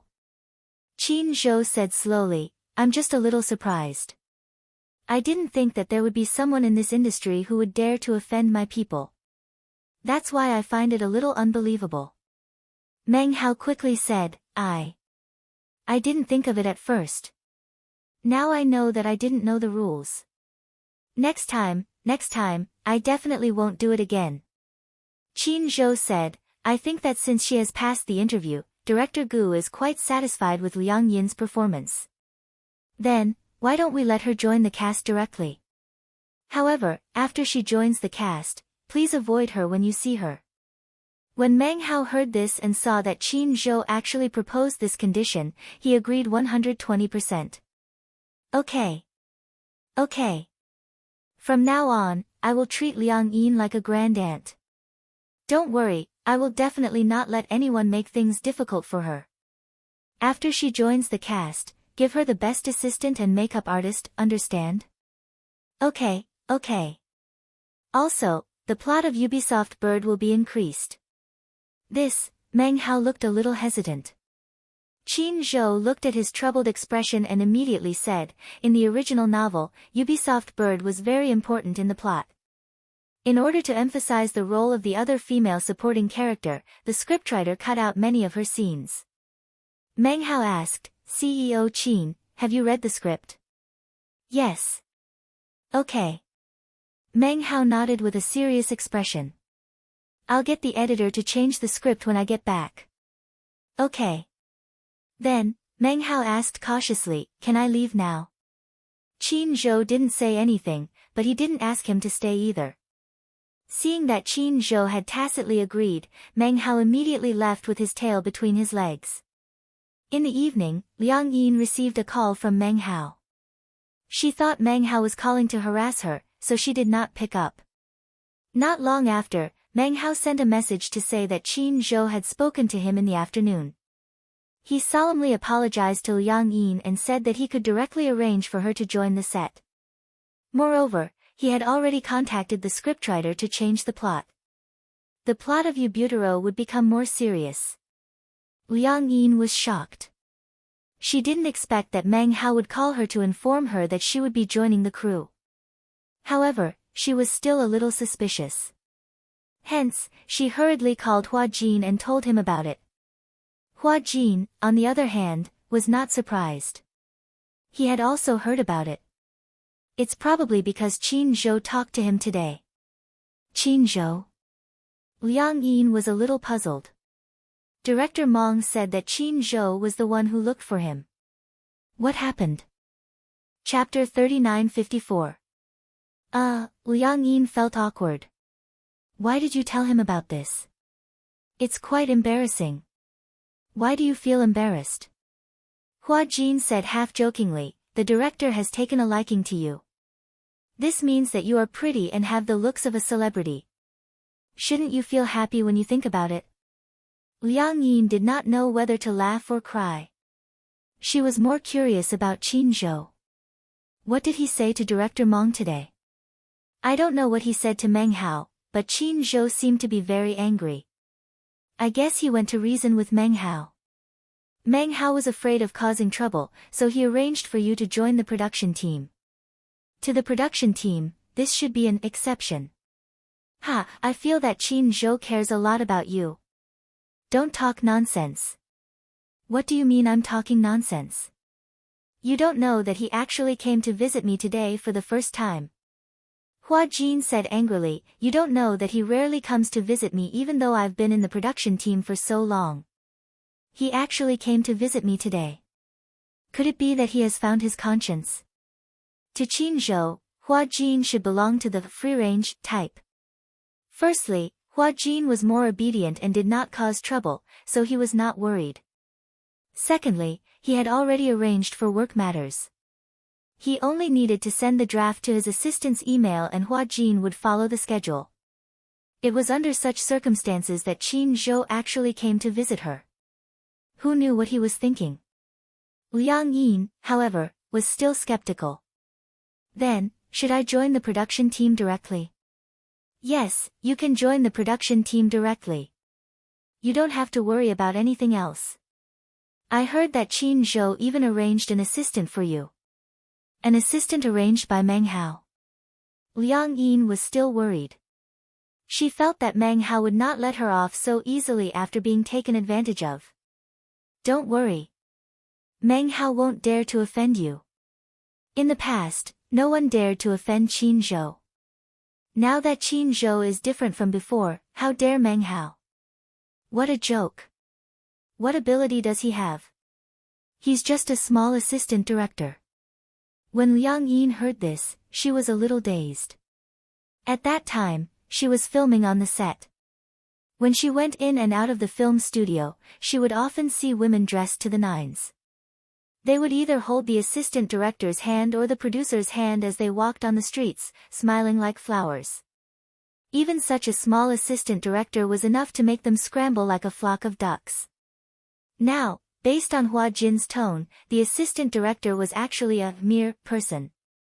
In this circle, the difference in level was not small. But, since Hua Jin said that she could directly join the crew, Liang Yin had no choice but to comply. By the way, your pay has also been set. It's the highest among the supporting roles, 100,000 yuan per episode. 100,000. I'm guessing it's because of Qin Zhou. But, the production crew only dared to name a price because Huan Yu is one of the investors. Either way, let's just assume Qin Zhou is paying you. Liang Yin was a little flattered. Hua Jin said enviously, that's great. You come from such a good family. You have to know that you haven't signed a contract yet. You don't have to share your pay with anyone. I've just debuted. I can't even get 100,000 yuan per episode, let alone 100,000 yuan per episode. I just want to show my face. Liang Yin felt even more uneasy. She felt that she owed Qin Zhou a lot. Why did he treat her so well? Could it be, was he interested in her? Liang Yin quickly waved her hand when she thought of this. Chapter 3955. Just as Liang Yin's imagination was running wild, an unknown number called. Since she didn't save the number, she didn't know who was calling. She picked it up suspiciously. Qin Zhou's voice came from the other end of the line. Are you free tonight? Liang Yin recognized Qin Zhou's voice. She was so nervous that she couldn't be any more nervous. She stood up, looking a little uneasy, as if her idol was really standing in front of her. Qin Zhou heard her stuttering and obviously nervous. He couldn't help but laugh. You seem a little nervous when I called. No. Why are you calling me? Liang Yin held her forehead in annoyance as she asked this question. She sounded as if she didn't like him calling her. She definitely didn't mean it that way. She hoped that he wouldn't misunderstand her. Qin Zhou found her even more interesting after hearing this. She was so nervous. It seemed that what Hua Jin said about Liang Yin having a crush on him was true. Don't be nervous. I'm just asking if you're free tonight to have dinner together. Dinner. Liang Yin was so excited that she almost couldn't catch her breath. When she came back to her senses, she quickly nodded and said, Of course I'm free. What are we eating? However, after saying this, Liang Yin felt a little annoyed again. Why did her tone and words make it seem like she wasn't reserved at all? Would he think that she was a frivolous woman who couldn't wait to throw herself at him? Liang Yin suddenly felt that both her IQ and IQ had dropped by more than one level. They weren't even in love yet. How could she be so stupid? Could it be that the saying that a woman's IQ would drop when she was in love was true? Just as she was letting her imagination run wild, Qin Zhou's voice came clearly from the receiver. Did you hear what I said? Liang Yin was so lost in thought that she didn't hear what he said clearly. She immediately said, there seemed to be a problem with the signal just now. What? What did you say? I asked you if it's convenient to pick you up now. It's convenient. After Liang Yin gave him the address, she thought for a moment and said, Can you get there in half an hour? Well, if there's no traffic jam, we should be able to get there in half an hour. When Liang Yin heard this, she immediately felt a sense of urgency. After hanging up the phone, she immediately rushed into the bathroom to wash her face, wash her hands, and apply her foundation. She wasn't very good at makeup, but she knew how to do basic light makeup. However, she didn't know if it was because she was too nervous and flustered, but she seemed to have put on too much eyeshadow and too much lipstick. Just as she was about to start all over again, Qin Zhou called and said that he was already downstairs. Liang Yin didn't have time to remedy the situation. She put on her coat and hurried downstairs. When she arrived downstairs, she saw Qin Zhou's Bentley parked at the entrance of the neighborhood. He was sitting in the car, smoking a cigarette. When he saw her come downstairs, he immediately put out the cigarette, opened the door, and got out of the car. The moment he saw Liang Yin, his face froze. Qin Zhou's deep gaze landed on her face. At first glance, he was attracted by her thick eyeshadow. She seemed not very good at makeup. Her eyeshadow was too thick, so her eyelids looked bloated. Chapter 3956. Qin Zhou asked, Did you put on makeup? When Liang Yin heard this, she became a little nervous. What's wrong? Is it very thick?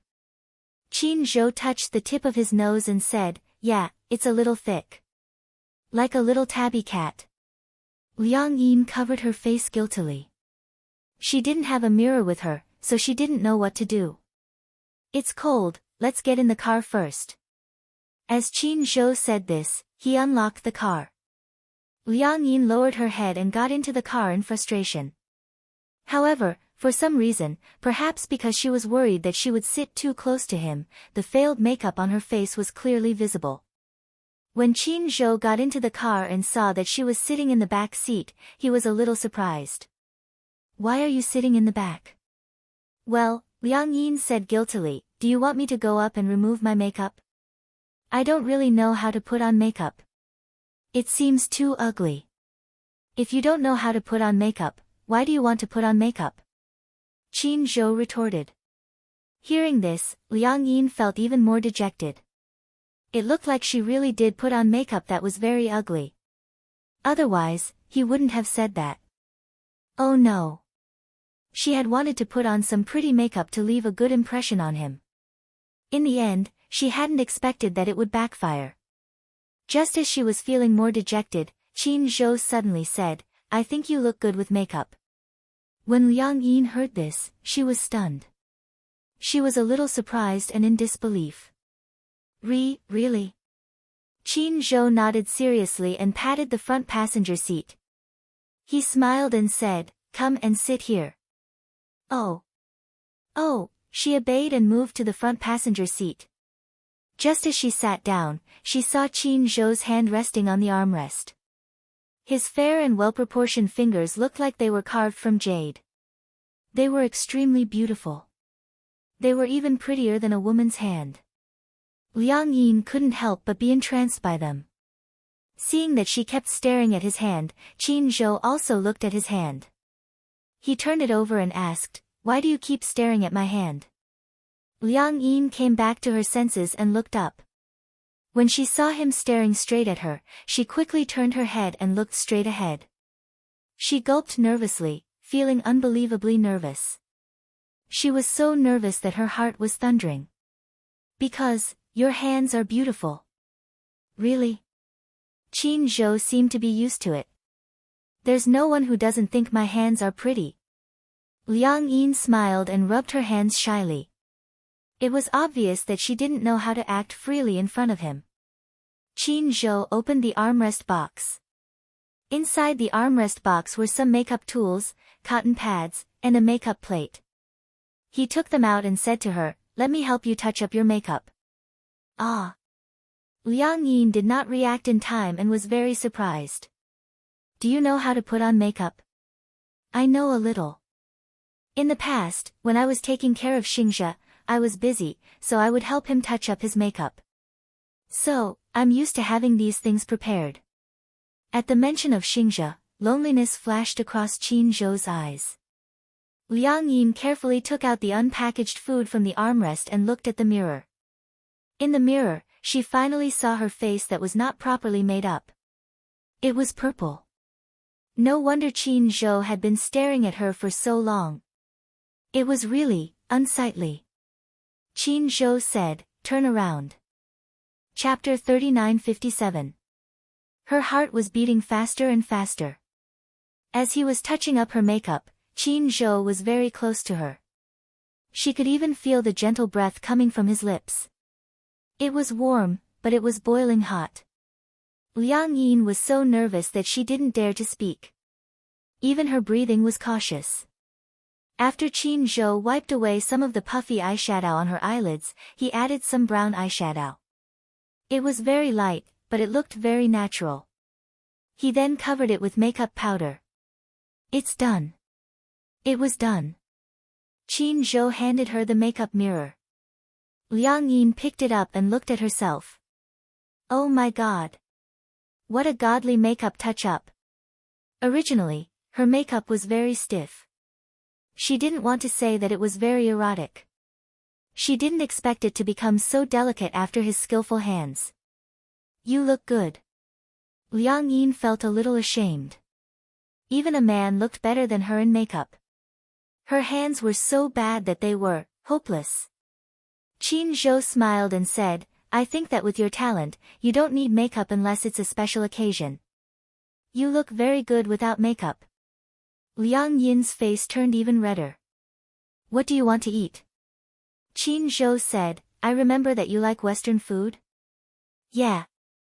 I know a good restaurant. I'll take you there." When Liang Yin heard this, she was puzzled and asked, "You? Why do you want to treat me to a meal?" Qin Zhou started the car and turned the steering wheel as he said, "Actually, nothing happened between us that night." Huh? Liang Yin was stunned for a few seconds. However, she quickly realized what Qin Zhou was referring to. She immediately said, "You're talking about this." "It's nothing. I didn't think too much about it. It's better for the person involved to explain it personally." Liang Yin was a little disappointed. She felt that Qin Zhou's words seemed to be trying his best to distance himself from her. Actually, he didn't have to explain himself. She wouldn't let her imagination run wild. His explanation made it seem like he was trying to draw a clear line between them. "I know. I won't pester you because of this." Liang Yin said this because she thought Qin Zhou was worried that she would pester him because of this. Qin Zhou knew what she was thinking, but he wasn't in a hurry to explain. Instead, he said calmly, "I didn't mean anything by what I said that morning. I was just testing you." Because when I first saw you when I woke up, I felt that you weren't Hua Jin." Qin Zhou continued, "But I wasn't sure, so I wanted to confirm it." "Sure enough, you've really switched back. This was also a good thing that was worth celebrating. So, let's treat this meal as a celebration, and also as an apology for what I did back then." Liang Yin blushed and nodded. She was extremely nervous. How could she not be nervous when her Prince Charming was sitting right beside her? The car sped along. Until the car stopped at a Western restaurant with an extremely elegant environment. Liang Yin looked up and saw a series of English letters on the signboard, but it was not an English photo. French? Qin Zhou went to the front passenger seat and opened the door for her. Liang Yin got out of the car, pointed at the signboard and asked, "What kind of Western restaurant is this?" "This is French food." It's a 3-star Michelin restaurant. What's a Michelin restaurant? Isn't it selling tires? Qin Zhou was speechless. Chapter 3958. Indeed, there was a tire brand called Michelin that could be found everywhere. Liang Yin often saw this signboard's tires and a special cartoon character. Qin Zhou pondered for a moment and said, "Actually, Michelin restaurants have another nickname." "Oh. What's the nickname?" "It's a restaurant that is troublesome to prepare and troublesome to eat." Liang Yin was dumbfounded when she heard this. So there was such a saying.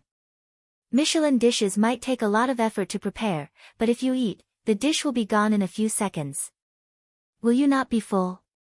Coming to this restaurant is for this elegant atmosphere. But you shouldn't be hungry. Qin Zhou said, "Why are you in a daze? Let's go in. I've already made a reservation." Oh, Liang Yin was about to enter when she suddenly realized that Qin Zhou had stopped moving. His arm was slightly empty as he gestured to her. "Just hold my arm." Liang Yin was a little uneasy, but she still mustered up her courage and held his arm nervously. Somehow, she felt that this action was something that only couples would do. Qin Zhou took her into the restaurant, and a waiter immediately led him to the reserved booth. Michelin restaurant had an elegant environment. When they walked in, the lights were dim, but it was enough to see the layout of the restaurant and the path under their feet. The two of them walked to the booth. The waiter first pulled out a chair and gestured for Liang Yin to sit down. It was Liang Yin's first time in this restaurant. She was not used to such thoughtful service and stood there in a daze. Qin Zhou said, "Sit down."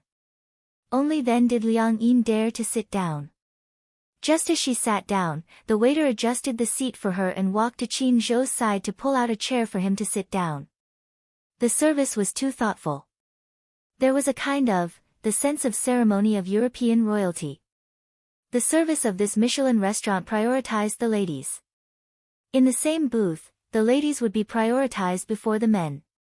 The waiter looked French. This restaurant was originally opened by French people. Everything in the restaurant, even the details, had been restored to the original taste of Michelin. The waiter unfolded the napkin and carefully placed it on her lap. However, such a complicated etiquette made her feel even more uneasy. She was afraid that she would ruin the dining ceremony of the restaurant and become a joke to others. She felt that most of the people who went in and out of the restaurant were either rich or respectable, but it was her first time stepping into such an expensive restaurant. This was even more luxurious than the Western food Hua Jin had treated her to. After laying out the napkins, the waiter served 2 appetizers. There were 2 appetizers. One of them was pointed out by Qin Zhou, black truffle puff skin soup, which was bogus classic. It was said that only VIP guests could enjoy this dish, and it was not available to outsiders. On the surface, the cup looked like it was made of crispy pastry. After poking open the golden skin, one could see the warm soup inside. Liang Yin was suddenly in a dilemma. The dishes were so exquisite that she didn't know how to eat them. Previously, when he went to the Western restaurant, he still knew how to cut the steak. So, should he just drink the crispy skin soup or? Liang Yin looked at Qin Zhou, asking for advice. Chapter 3959. She took a bite and the fragrance lingered in her mouth. Liang Yin followed Qin Zhou's example. She soaked the pastry in the soup and took a bite. It was delicious. The appetizer was Hungarian cheese, which was also delicious. Just like that, she finished all the appetizers in no time. The waiter was standing at the side. When he saw Qin Zhou raise his hand, he immediately walked over and took away all the plates. However, when he saw Liang Yin eating the CD, he was surprised. Qin Zhou took a look and saw that Liang Yin was a little confused. He immediately explained, "Almost no one eats all the appetizers here." Because it's delicious. It's okay. It's nothing. It's just that most people are picky. Moreover, they're afraid that if they eat too much appetizers, they won't be able to eat the main course. Isn't this the main course? The main course hasn't been served yet. Usually, one dish is the only dish on the table. When the appetizers are taken away, the next dish will be served. I see, she had learned something new. Liang Yin smiled and said, "It's delicious. If you didn't treat me, I wouldn't have known that there was such delicious Western food. This Michelin restaurant is considered authentic. The taste is quite good." Qin Zhou's taste was also more picky. The restaurant that he chose would definitely not be bad. Then, the main course was served one after another. The music in the restaurant was soothing and gradually calmed Liang Yin's nervous mood. Parmesan soufflé, Bayern boiled eggs. When the burgundy snail was served, Liang Yin's face gradually showed a trace of embarrassment. "This is, snail, burgundy snail. It's delicious." "Snail, can snails be eaten?" "Snails are cultivated artificially. Their meat is very tender." When Liang Yin saw the snail, the image of a snail with two antennae slowly wriggling on the ground on a rainy day appeared in her mind. It was sticky and she could even see mucus. It felt difficult to eat. Liang Yin was a little hesitant. Qin Zhou knew that she didn't dare to eat it. Those who weren't used to French food might flinch at the sight of snails. Actually, close your eyes and don't care what ingredients it's made of. Just try it. Perhaps because of Qin Zhou's encouragement, Liang Yin did not want to disappoint him. So, she closed her eyes and took a bite. If he forced himself to forget that it was a snail, the fat and tender texture and the sweet and fragrant juice were indeed delicious.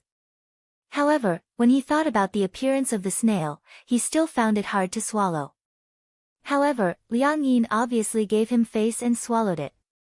However, the expression on his face when he swallowed the pill was clearly a little conflicted. Qin Zhou couldn't help but laugh. After all, to her, eating snails was no different from eating earthworms. "Is it good?" "Not bad, but, if you're not used to it, just put it aside. It's fine. It's a waste not to eat." Liang Yin closed her eyes again and took another bite. She had even eaten silkworm pupae before, so what was there to be afraid of snails? It was just a mouthful of protein. After temporarily ignoring the snail, Liang Yin no longer held any grudges. She ate the 3 snails and wiped the corners of her mouth with a napkin.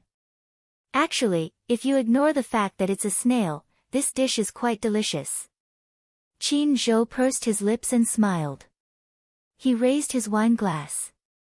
"Cheers." Liang Yin also raised her wine glass. Ding! The glasses clinked.